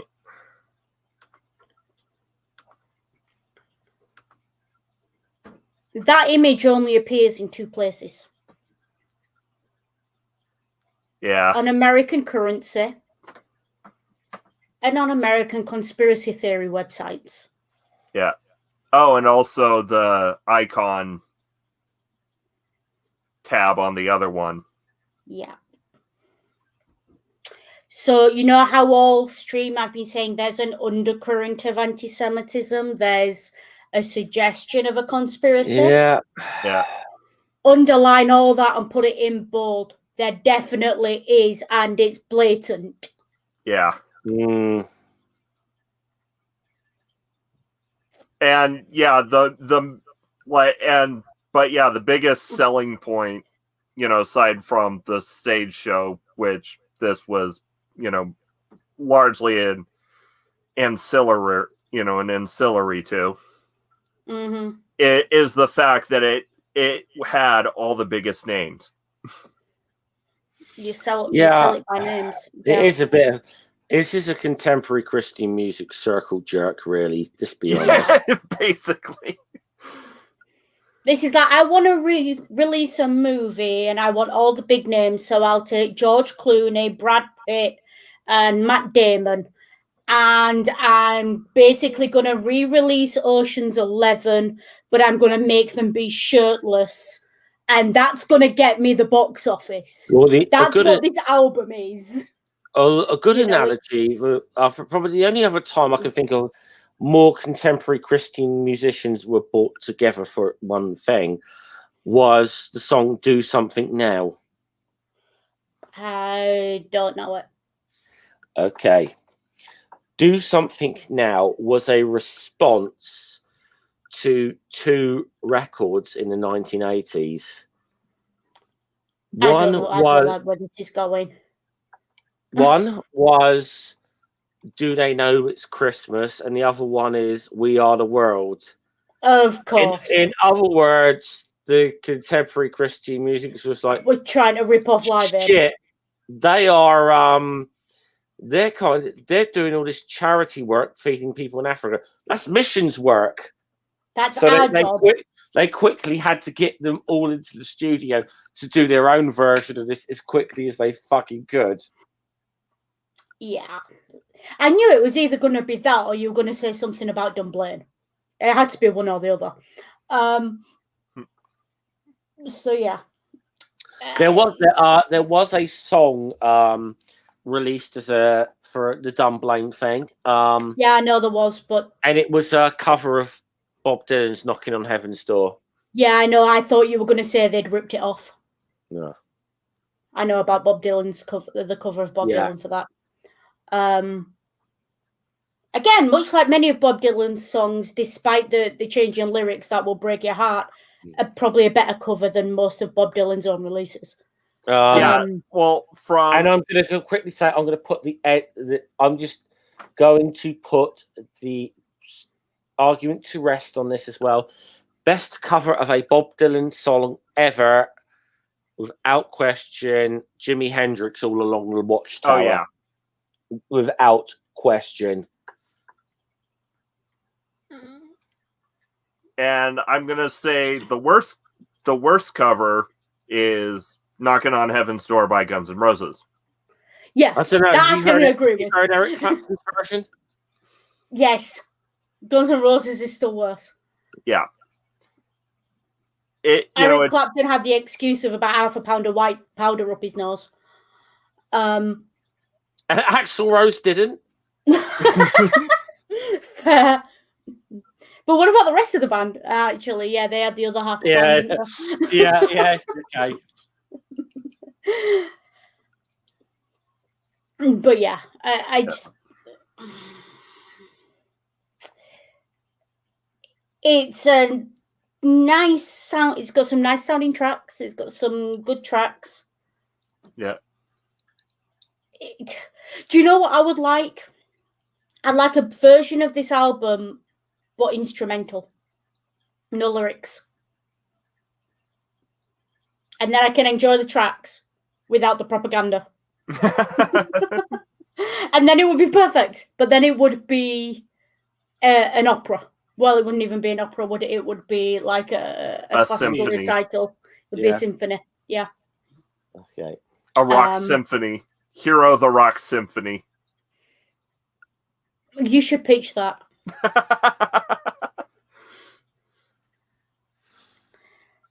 But yeah, we've been going 3 hours, so I think we've kind of come to a... So, Shilling? Death Stranding tomorrow, as long as I'm awake and as long as I'm coherent for it-ish. Because last time it was a bit... Could you tell that I hadn't slept much? tiny bit. It's my excuse. I'm sticking to it. Death Stranding tomorrow night. Keep an eye on my Twitter. I'll tell you when that is. That's at Danger Hissy on Twitter. That's all I've got coming up. Do you not want to say what we're thinking about doing next week for? Next week, instead of the next book of Asterix and Obelisk, we are going to be on my channel. It's going to be Scummer, I, and a few others who we're going to get in touch with and ask if they want to join us. Although if you do want to join us, you're more than welcome to get in touch with us and offer your services, as it were. And we're just going to sit and chat about Asterix and Obelisk. And you know what? For once on my channel, we are going to have a nice time. I insist. No controversies. No controversies, damn it. The biggest controversy I want next week is what everyone's drinking. Yeah. Seriously. Yeah. So we're just going to have a nice time before we pick up with the post Aderzo era the following week. Yeah. And Scummer? Okay. Oh, a few things. I don't know whether I'm going to do a Twitter stream this week or whether I'm just going to do like an open hangout, maybe Wednesday for St. Patrick's Day or something. I don't know. Yeah. However, I do have a potential future Twitter stream in the works. I'm thinking former Arkansas Governor Mike Huckabee. Yeah, because he tweets a lot of stupid. I've noticed. What was your first clue? Yeah. Other than that, right, I'm going to be on some other people's channels this week. Tuesday night, 8 p.m. UK time, I'm due to be on Sarcastic Barman's channel for his See You Next Tuesday show. Yeah. Love the name of that. And I believe, because I got a DM from Dick Dawson yesterday, believe I'm doing the Shills this coming Saturday on the I Network. So looks like I'm going to be about a bit this week. Right. And as usual, or well, less than usual, considering how March has been for the cast, but Secular D&D on Saturday, and next week we're covering Rush's 2112, which should be better. Will it wake me up? I'm going to make a point of listening to that this week. Yes, it's probably a good idea. And probably and everyone voted overwhelmingly for yes, they want to see me build Dinosaur Adventureland on stream. So I will be doing that sometime tomorrow morning. Wait, hang on. How long is 2112? It's not going to take us like 2 days to listen to. No, it's not that. It's just because be careful because there's 2 versions on Spotify and one's only 6 tracks long. Yeah. So make sure you get the right version, folks. Yeah. This is Rush, so we'll be. Yeah. There could be some long songs there. Yeah, there's one track that's 20 minutes long. Yeah. Yeah. But So yeah, I think like one of the versions on Spotify like lumped a bunch of songs together. Mm-hmm. But anyways, taglines, that's the word. I don't really do taglines, as you know, so I'm just going to I think I'm going to abandon the rude one I was messing about with. So if I can find a decent tagline at some time, I'm going to. So I'm just going to say thanks for tuning in and see you guys later. Salute. Yep. Take care. Be good. And if you can't be good, be careful. Remember, indoctrination is a hell of a selfie stick, so don't choke on it.